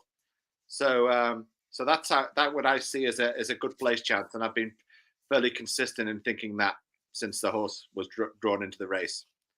Pat, your thoughts on Isolate? Oh, I'm sorry, Pat, your thoughts on Isolate? Yeah, I'm very interested in Isolated as well. I think has found a new spot and made on, with back-to-back wins, like you guys said. And from reading some stuff, the barn loves Isolate coming into this spot. Trainer Doug Watson said a lot about this horse, and it has been working really well in the mornings. Has not really been challenged, but like this field will prove. But I do think a minor award in this spot is very much there, especially with the odds that we'll be getting. Okay, I think he's going to get cooked early and will finish a good 8th. I could be very wrong. That's my prediction. Let's go to Lemon Pop. I've gone back and forth on this horse, Davey. I know that he's gotten some love from some people here in the United States. The first time he went 9 panels or a mile and 1/8 was last time when he was able to cross over from the far outside in the Champions Cup. But he's really not a speed horse. He's really better, I would say, or in the past has been better sort of sitting in behind. He does figure to get a good trip. He's won over 3 million. He's very honest. I don't love the mile and 1/8 for him here into a very fast pace. I could be wrong. This is an interesting horse. Yeah, it is, and they've been careful with him. I mean, they could have gone for a bigger race last time when they brought him from Japan to Meydan. They opted for a sprint, and didn't really fire. But the patience might be rewarded, and he could hold on. Are you guys still there? Yep, we hear you. You're good, Davey. Yeah, I'm still on. I thought you'd lost me on that. No, sorry. We're good. Yeah. Full screen. Yeah. So Patrick, so finish, Davey. Go ahead. Yeah, and he's got the hot young Japanese jockey on it. He's fresh off a win. He's confident. Oh, I mean, the horses are closing on him in that last Champions Cup, but he'd done the work, and he's a horse I would have in the places for sure. Davey, I have a small concern with the form lines. Wilson Tesoro, who finished second and was closing the Champions Cup, who also has finished second some other horses in this race, did not come back and run well. Is that a concern for you? It is, but it was a quirky race, the February Stakes there a couple of weeks ago, won by a complete outsider, a Peptide, I think that Wilson Tesoro was an NAR horse, and I think maybe that horse, along with Mick Fire and a few others, have come from the lower level Japanese track, and they've sort of like threatened to do stuff, and they've come close, but they're now sort of swimming in the deeper waters, that he didn't do so well in his most recent race tells me that he's just gone a bridge too far. I don't think Lemon Pop has gone a bridge too far yet. I think they've been carefully bringing him through, and he could have more in him yet. Pat, you want any quick comments on Lemon Pop, who's going to sit, probably the similar trip to White Barrio, I would think.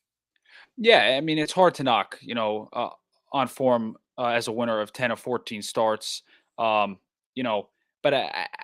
I just, I think, that one lone finish that was off the board, kind of took me off this horse a little bit. Has been looking good training in Saudi Arabia and can handle the distance.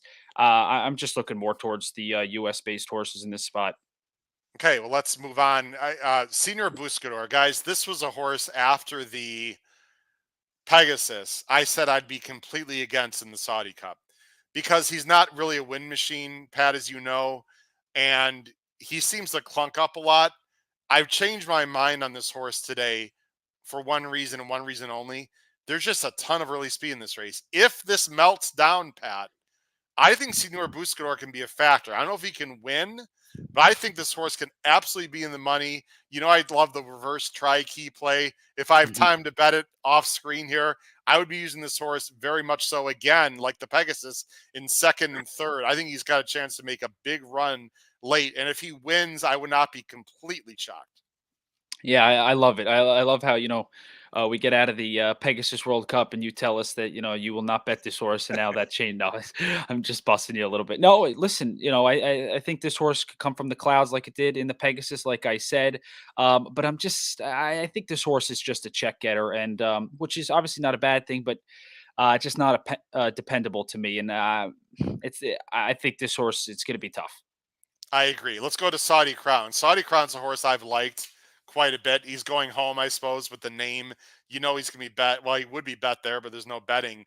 I see 16-1 right now in our pool, Patrick. I think everyone knows he's talented. It just doesn't feel like the pace situation is going to work out, and he looks like he's a need to lead type, because in the Breeders' Cup Classic he faced White Abarrio and some others, and couldn't get the lead and had no shot. To me, he's an all or nothing type, Patrick. Either he's going to fire big and surprise, or he could finish up the track. Your thoughts on Saudi Crown? Yeah, pretty simply with me with Saudi Crown is this horse, when it wins, dominates early, and I don't see that happening in this spot. So I don't have much confidence in this horse today. David, do you feel on Saudi Crown, because he was a popular horse last year in some of the classic races we had? Maybe he's a better horse. Brad Cox is an excellent trainer, and it's Florent Giroux. Any quick thoughts, Davey, on Saudi Crown for you? Yeah, I would have had a concern about the distance, but yeah, he's my initial thought of him was just getting overtaken down the lane, but maybe they've put more stamina into him in the last few months. I don't know. Yeah, I think it's very interesting. I think the break is going to be huge for this horse. Yeah. Crown Pride. Let me talk about Crown Pride for a minute. Davey Lane, you might remember one of our nice calls 2 years ago. Let me show on the bottom of the screen. His third lifetime start. And Pat, this is when I just started the podcast. This is my first international show on the HHH Racing podcast. You might be watching as a fan at that time. I'm not sure. It was March 26th of 2022. Davey and I both like Crown Pride. I especially liked him based off of some replays and trips. And he won. I think he was like 12-1 that day. You don't see it in the PPs, Pat, because there's no betting in Maidan. But obviously there was betting here. He's had a solid career. To me, Davey, last time, we're not going to show replays, Pat and Davey. Last time in the Champions, which is won by Levin Pop, he was 4 wide first turn, 3 wide second turn. He had no shot. Pat and Davey, no shot in all. I think the Magic Man, Jal Morera, is going to be more patient with him. I think he's going to save ground. This would be my long shot special. I really think Crown Pride has a big shot to get in the money here at 21-1. Your thoughts, Davey Lane, on Crown Pride in the Saudi Cup? Yeah, I mean, he's the forgotten Japanese horse, isn't he? I mean, he's 33-1 in the UK markets. Let me just check that. Wow. And he could be drifting for, Wow. Wow. Yeah, I mean, so if he, let me just check. A few minutes before. Pat, I think that reverse tri-key just switched to Crown Pride. and as you know, the Howard Insanity win bet just in case, because if the horse wins, I don't have him there. That's way too big a price, Davey. I'm sorry. I guess everyone sees that last running line. You toss that one out. I mean, Pat, in the Dubai World Cup last year, he finished 5th. When he fires, he can fire big. This is a talented horse. Yeah, well-traveled horse. It's made a lot of money. Yep, $3.6 million. Yeah, he's 33-1, and he's not taking any money at all. Okay, well, maybe I don't know. Maybe he's not the choice, but I'm not going to let a long shot, bother me with the odds. Who is taking money in the UK is Senor Buscador. He's into 10-1. Interesting. Okay. Well, that's form line off of National Treasure, right, Pat? I mean, he ran a good race against National Treasure in the Pegasus, and we see the bottom of the screen. Let me not bury the lead. On the bottom of the screen, scrolling right now, are our top picks, and we thank everyone for watching. Again, please make sure you hit that subscribe button on the bottom right-hand side of the screen. Hit the notification bell on the top right-hand side of the YouTube page. And below the video player, we've got a lot of information about our Power Pick tip sheet, about our online merch store. Hit the show more button below the video player on YouTube, and you can find all that out. Patrick, National Treasure is your top pick. I don't know what to do with this horse. This was not the original plan to go here. He did show me quite a bit last time in the Pegasus where he was able to rate. But to me, Patrick, this field is much tougher than the Pegasus field because First Mission was really the only major threat, supposedly, and he didn't quite fire in the Pegasus. Why do you like National Treasure right back at 6-1 in the American pools right now? Yeah, listen, this is obviously a step up, but like you talked about, the gutty try two back in the Breeders' Cup Mile, and then his off the pace win in the Pegasus World Cup, where he sat off Hoist the Gold, who's obviously in this spot. I just think is getting more mature. Trainer Bob Baffert has yet to land this race, with 3 runner-ups. So, I just think this track configuration and how the race could set up for National Treasure and what Flavian Pratt likes to do, sitting a nice trip and make his own move, having his own type of race where he can dictate what's going on. I don't think this horse is a runaway, but I think this horse is going to run very big today for Bob. Well, okay. I beg to differ, but listen, that's why we handicap these races. If he runs his Pegasus race, he's going to be in the mix for sure. Let's move on, guys, so we can get to every race. I'm not going to talk about Hoist of Gold much. This is a speed horse who, frankly, in my humble opinion, has no chance at all in this race. Shouldn't be here, Patrick. I like the horse. I hate the spot. This is a ridiculous spot for him. If he runs big here, I'll be very surprised. I feel the same way about Defunded, Pat. I don't know if you want to say something quick. He's an honest horse here. He's not world-class quality, and I don't see him working out a trip here at all. David, did you want to make a point, or are you talking to someone else? Yeah, I just wanted to say I'm watching I'm in a different place now. I'm watching their prelims here, and Sure. White Barrio is going down pretty quick, and Ired's having to hold him. And I thought, wow, he's really going quick down to the start. But then Crown Pride went right past him, and Crown Pride is wearing a red hood, which it means that's a calming hood that they have to take off before it goes in the stall. So they're both pausing now, but that was interesting. It shows you that they're both like ready to explode anyway. Whether that's good or bad, I don't quite know. But they both neither were taken down with ponies. They both went on their own, and they both picked up a pretty good gallop on the way down to the start. Well, Pat, White Barrio supposedly breezed this morning, correct, Pat? As far as we know. Correct. Yep. Like the horse did before the Whitney when we were all there, and horse ran out of its skin that day. Power numbers 50-1, a long shot. Let's talk about Ushba, Davey. This horse you and I talked about. This was my top choice in the Breeders' Cup. He fired okay, but he didn't break great, and he just wasn't good enough. I believe he will be taken back and make a run. He's 8-1 here. I don't know what he is in your neck of the woods. How do you feel about Ushba Tesoro in this race, Davey? Yeah, he's 8-1 also. I'm against him again, primarily because I'm for Dermiso Tagake, and you can't pick them all. So yeah, I think they'll be long gone before the time he gets to close. But who knows? I could be wrong on that. Okay. I like him a little bit more than Davey. I have him actually in 4th. Of course, you don't see it on the bottom of the screen because I only have the top 3. Let's go. Scotland Yard is a big price. Let's go to Derma, guys. I think it's the last horse that we need to really discuss here.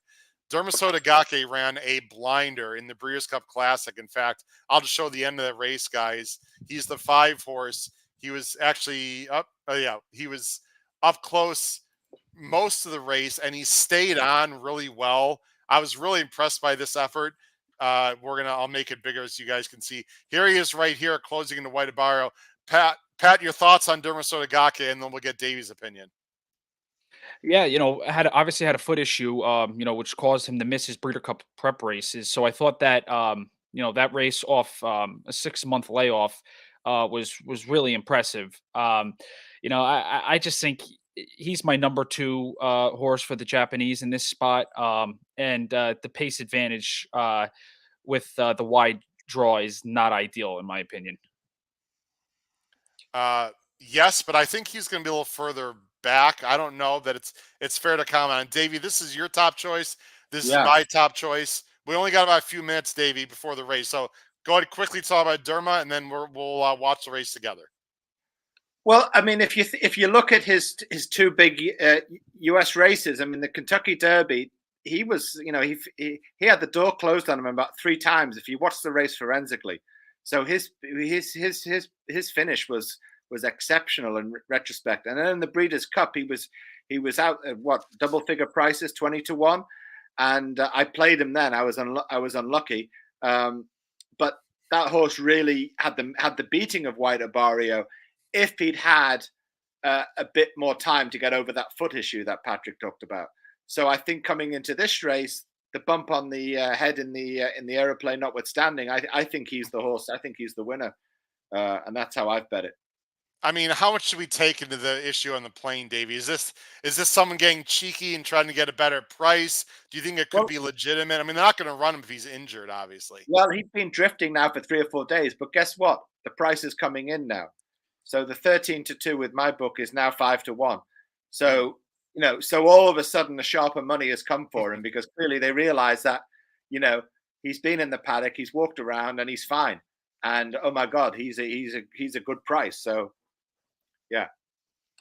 Interesting. Yeah, I think he might be wide, Patrick. That's a legitimate concern for anyone who likes his horses. They are behind the gate. I'm going to be calling the race the best I can here. I'm sure everyone's going to be watching it live at home. They're still behind the gate. If he's not wide, Patrick, and sort of in behind the speed, he also could sit a great trip, right? He could use the tactical speed. They could fly early. He could be sitting like mid pack in behind, only like 2 wide. If he gets a good trip, to me, he's the most likely winner if he fires. White Barrio, you can make the argument is the most likely winner. I'm slightly concerned about the rail. Davey, final thoughts as they're going to be going to the gate for the $20 million Saudi Cup. You are going 4-7-2. You're in Derma, Lemon Pop, and then the number 2 is Crown Pride. Final thoughts, Davey Lane, on the Saudi Cup.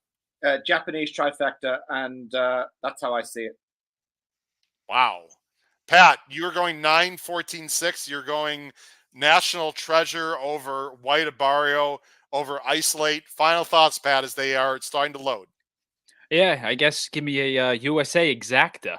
No, listen. I think National Treasure improves again today, and what I think is going to be a thrilling race and a wicked pace.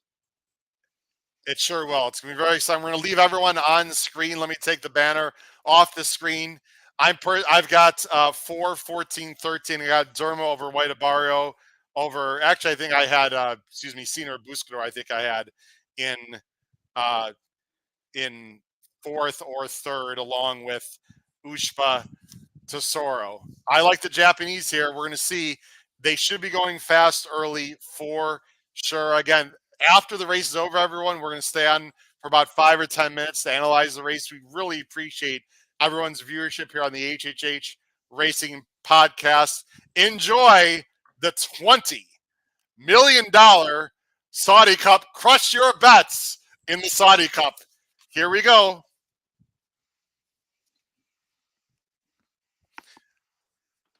They are loading up. I see 6-5, Pat, on White Barrio here in the States. That is crazy to me. Okay. A lot of White Barrio love, Pat. Let's see if you can do it. Do they know something's the question? National Treasure is 7-1. That's what I thought he'd be about, Pat. That's what I figured. Derma is the second choice here in the States, Davey, at 6-1. Who's the second choice, Davey, for you out there? It's now Derma at 5-1. And what is White Barrio for you, Davey? Anywhere between 13-8 and 5-2, depending on the bookie. Okay. All right, we'll see what happens. I'd love to see personally Derma win, and then I want to see Crown Pride flying late so I can get my try, Pat. That's the plan, and throw a bomb in there for 3rd. Get Isolated in there for 3rd. That's fine with me. That'll work. I've got him for 3rd only, though. All right, here we go, ladies and gentlemen. Good luck to everyone at home.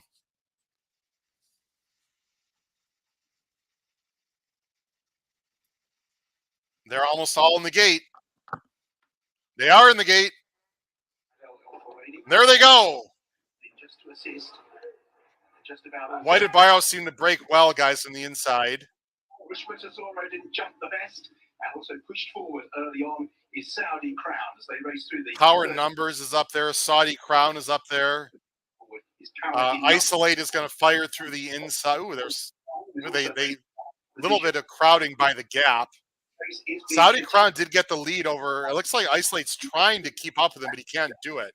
Stalk them with Isolate also racing in a handy position. Oyster Gold is prominent but not leading. White Barrio races in. It looks like White Barrio's in a great spot, Pat, in behind, like we figured. Correct, Pat? Correct. Yeah, Irad wanted to get out with White Barrio. Far behind.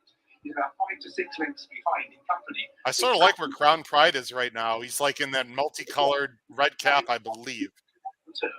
It's Crown Pride has the lead. Excuse me, Saudi Crown has the lead. And now it looks like Irad's trying to move along with Crown Pride. They're both sort of going for the same spot. And it looks like White Barrio got that spot. National Treasure's in second, being pushed. Saudi Crown's got the lead and looking very good, guys, right now. National Treasure in second. Isolate in third. Saudi Crown. Here comes someone closing from the back. It's Ushba. It's Saudi. It's National Treasure. It's Ushba. Saudi. Ushba. Here comes Senor Buscador, I believe. Senor Buscador, I believe, just won the $20 million Saudi Cup. I believe. Oh, my goodness. And I switched my reverse tri-key, Patrick, to Crown Pride. Gosh darn it. He won. Unbelievable. Unbelievable. Senor Buscador has just won, I believe, the $20 million Saudi Cup, it looks like, over Ushba Tesoro. I think Saudi Crown got third, guys. Is that right? I believe. Yeah. Unbelievable. I think he got there, guys. And yeah, you mapped it out, Howard. Myself, I can't begin to tell you because I switched to Crown Pride in the reverse tri-key, Pat. Yeah. Oh my goodness. That, Howard, this morning 13-1. Howard, Pat, you mapped. Oh, sorry, go ahead, Davey. You mapped this out exactly this morning when we spoke. You mapped this out exactly for both Ushba Tesoro and Senor Buscador on the meltdown and so on. And the surprise was that Saudi Crown hung along as long as he did. Yes. You know. I wish I bet my opinion more, Davey. I do appreciate the shout, and no one knows that but you, obviously. But Pat, I thought if it melts down, it's hard to say it melt down because Saudi Crown ran a blinder. I mean, he ran a huge race, but really the other speed sort of fell apart. And Senor Buscador, I just had a feeling. I'm really pissed at myself. This is a great example of everyone in the world how I should have just sort of stuck to my guns. I switched to Crown Pride as my sort of cheeky horse, Davey. I wish I played this horse more. Pat, he just doesn't win a lot, and now he wins a $20 million race. Unbelievable. Unbelievable is right. What a ride. I mean, no excuse for National Treasure. It just wasn't good enough. Sat right in the pocket in second place, and Flavian gave the horse a ride, just wasn't good enough to go by. Junior Alvarado from the clouds again. What a race and what a ride. Wow. I mean, Junior Alvarado, I'm sure another person that's happy for Junior Alvarado, who rode Cody's Wish, by the way, is our good friend Paul Halloran, Pat, because he loves Junior. And what an unbelievable ride. The other thing we talked, and this is not red boring, Davey, we talked about this all morning, off air, on air. It just looked like speed wasn't quite holding today.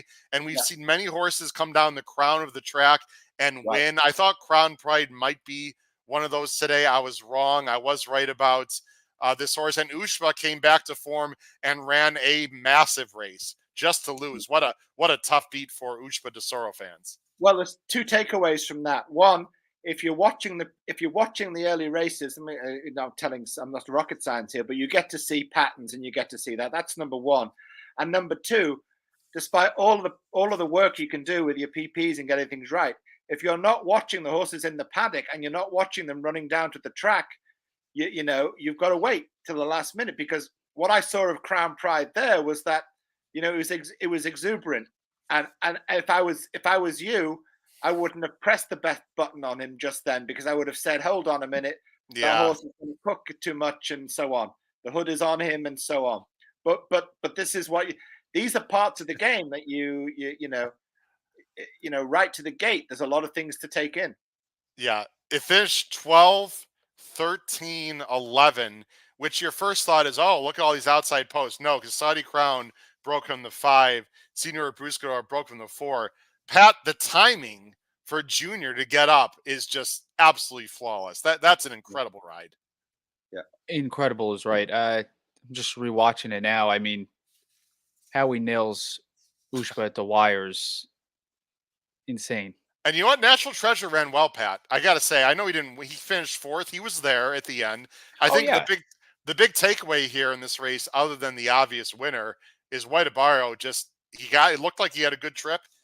He did not fire. He just was no good. Plain and simple. Yeah. No. That's bad for the Rick Dutrow barn with the stats that he's been pulling up the last. I want to say he's 1 for 17 with his last. So you could add to that. Yeah, but again, if you saw the draw for White Abarrio after watching the early races, and you would have been put off of him. Yeah. And yet the money came for him. So it is interesting. I'm really, by the way, trainer Todd Fincher, who's mainly like a guy from New Mexico, Davey, and small trainer, just won a $20 million race. These kind of stories are really cool to me, Pat and Davey. I know, like I effed up my bet within the race. I just lost everything basically. But just to see, this is why we love horse racing, to see stories like this with a small trainer who's got a horse that's as honest as the day is long. And sometimes a race just sets up a certain way, Davey. You and I have been doing this a long time. Patrick is becoming an excellent handicapper and has watched a lot of races. Race flow means a lot. And, the only way that Senior Bruscador was going to win today, in my opinion, was twofold. One, the track was going to play that way, and there's going to be a lot of speed in the race, and both held together. That being said, Davey, the horse still has to run his race. Yeah, it sure does. And sure does. Saudi Crown, guys. Saudi Crown, Davey, ran huge, and this is a very good sign for Saudi Crown going forward here in the United States, Pat, the rest of the year, because he took on everyone in this race. He held off National Treasure. He's only a 4-year-old. Saudi Crown's going to be a major, major player in the handicap division in the United States, Pat, in 2024. Yeah, definitely a confidence booster for that barn, for Brad Cox and all the connections there running the way Saudi Crown did today. Davey, any other takeaways? National Treasure ran okay. Ushba ran very well. The 1 1/8 one turn is a unique configuration, Davey. Some horses like it, some horses don't. I don't want to make excuses for horses, but that is certainly part of the equation. Yeah. And Kawada, the jockey, I mean, he knew to hold up, and it wasn't like he was slow out the gate. He was held up. I mean, Kawada pulled him across. I mean, he wasn't letting him go. And then he ran at his own pace so that he would have basically 2 furlongs to catch people. That's good riding. He was just picking them off right down the lane. Now, Davey, I want to say for you, I don't think you know this yet, or where you and we talked about Senior Bruscador in our own pick 6. Pat, you might find this interesting. We did move up Senior Bruscador from a C to a B per my suggestion, Davey, if I could toot my own horn for a second. So we finished with 3 A's and 2 B's. If they pay 5 out of 6, Davey, we actually could get a decent payout here. I don't know what they're going to pay, but we do have 5 out of 6 two times, Davey, FYI, if it pays out. Oh, fantastic. I completely forgot about the bet, to be honest. Well, I did it. So, I mean, do you think someone's going to have this entire pool, Davey? I mean, there's some bombs that happened within this sequence. Yeah. I don't know. Maybe not. And we've got 5 winners, right? We do. In fact, let me just check because okay, so who he was what hole? He was the 12? Correct. Oh my god. Davey Lane, this is live. I am not BSing anyone. I don't know if you can see this. Davey, can you hold on a second? Hold on. Yeah. We have 5 out. We definitely have 5 out of 6. We have it twice. We did for 50 cents, right, Davey? Yeah. Yeah. So we have it for $1, correct? If I'm correct, right? Correct. Yeah. We have it for $1, 5 out of 6, Davey, the 3 of us. Yeah. And how much is that? I can't see that at all. Hold on. Wow. Oh, fantastic. Davey, we just got 3,300, baby. Let's go. Now I just messed up. There we go. There you go. Easy game, folks. We just cashed for 3,300. Davey, myself, and Phil Edwards. Davey, I'm going to wait for it to come through, but I'm 99% positive. And you know why we did it? We hit it because we moved down, because we had Remake as a lone A, because you had Enough as a great call. I moved up Senior Buscador. Phil had good opinions. Yeah. That's teamwork, Davey. There you go, buddy. All is good in the world now, Pat. That's fantastic. Yeah, that looks correct. I mean, I'm looking because there was a couple that were pool shots for 43,000. So that looks correct. There were. So Davey, White Barrio was a I don't know if it was a lone winner, Pat. We don't know which is in the pool. I don't think it's a lone winner. But anyway, White Barrio, Davey, was the only horse covered 6 out of 6, and it paid 43,000 for $1. Everyone else was 5 out of 6. Wow. All of a sudden, Davey's happy. He's like, what a disastrous morning. Until now, there we go. The Luxembourg thing floored me, because, that was like, I thought we were on a roll here for 6, Just because I know. Well, look, you got a 16-1, a 13-1. What was this horse? 12-1? Yeah. What did Senior 12-1? Is that right? Yeah. You know, Davey, I'm gonna throw you kudos. The whole key was Enough. Enough won the turf sprint earlier today, Pat. He was 40-1 morning line. Davey loved this horse. We used him as a B. He went off at 16. He went off at 16-1. Davey, I'm gonna tip my cap to you. That was the key to the whole damn thing, as far as I'm concerned. I did take pressure to take him out, but I held on. Davey, do you think Phil wants our bet now? Should we ask him again if he wants it? Yeah, and I reluctantly moved him from an A to a B at the last, because you can't spend all the money in the world, Anyway, look, we're not afraid to toot our own horn, folks. I know the day is a lot bigger than our pick 6 bet, but that Davey, that's pretty cool, man. So congratulations to myself, Davey, and Phil Edwards. We each got 3,300. We put in what, 120 US, something like that. Davey, is that right? Each 113 US. There we go, Pat. I think the cross-country bet just got a little bigger today. We'll talk later. Live. All right, guys, let's wrap up the show here because we got a lot of betting going on. As I'm watching the replay, Senior Buscador gets up by a nostril. Incredible race. Final thoughts. Pat, I'm going to let you go first. Final thoughts on anything you saw today, especially the Dubai World Cup. Or excuse me, the Saudi Cup. Sorry. It's all good. Happy for the U.S. And, getting the Saudi Cup. That was nice to see because Japan was running away with it and cleaning the board. But that was a fantastic race. I was just watching the telecast and Junior Alvarado was crying going into the winner's circle. So that tells me all you need to know about him and, the connections. So really happy for Senor Buscador and really fun card. A lot of fun. It was fantastic. By the way, Davey, I will send you. You can hang on, Davey, after the show, or I will send you through our acts. I'm never 100% sure until it comes through, Pat. You know how this goes, right? Like, did I make an error? Now, I did use shout out to DRF Ticketmaker, Pat. So I bet it through Ticketmaker because you were allowed to do that. So unless I'm seeing something incorrect, I'm 99% positive we just hit for that.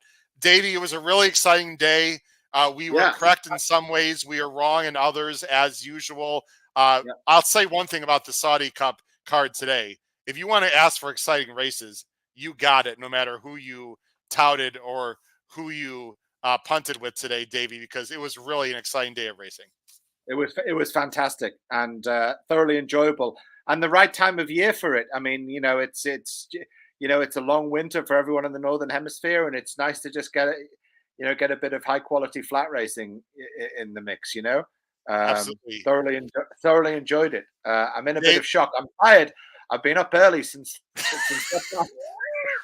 So Pat, when I was going to bed, Davey was getting up. I know he's in England, gosh. but you can do the math and figure that one out. Well, Davey, I'll tell you, we'll end the show. We really appreciate it. Davey, no pressure on you now, but you're so popular on this channel. We got the Dubai World Cup in a month. If possible, we'd let it have you back. I pay you in merch clothing, Davey, so don't forget that now. I pay you in merch clothing. I meant to tweet my picks, particularly Anaf and a few things earlier, but I got so busy trying to structure bets and think about it that I didn't do that. So I'm sorry to people not to do that. But then again, I had some letdowns with that Luxembourg and so on. So yeah, well, tough, Davey, stay on screen here just for a few seconds after the show. Pat, you too, guys. I thoroughly enjoyed it. Davey Lane, especially. Thank you so much for joining us. You put a lot of time and effort into this, and we really appreciate it. I can't wait to see you in person in Europe this summer. For my good friend and co-host of Betting and Boozin', Patrick Kunsel, and another good friend, and I'll just call him a co-host at this point, Davey Lane from Liverpool, England. This has been your host, Howard Kravitz, episode 335 of Picks and Ponies. Senor Buscador wins the 2024 Saudi Cup. Thanks for watching, everyone. Greatly appreciate it. Take care. Bye-bye.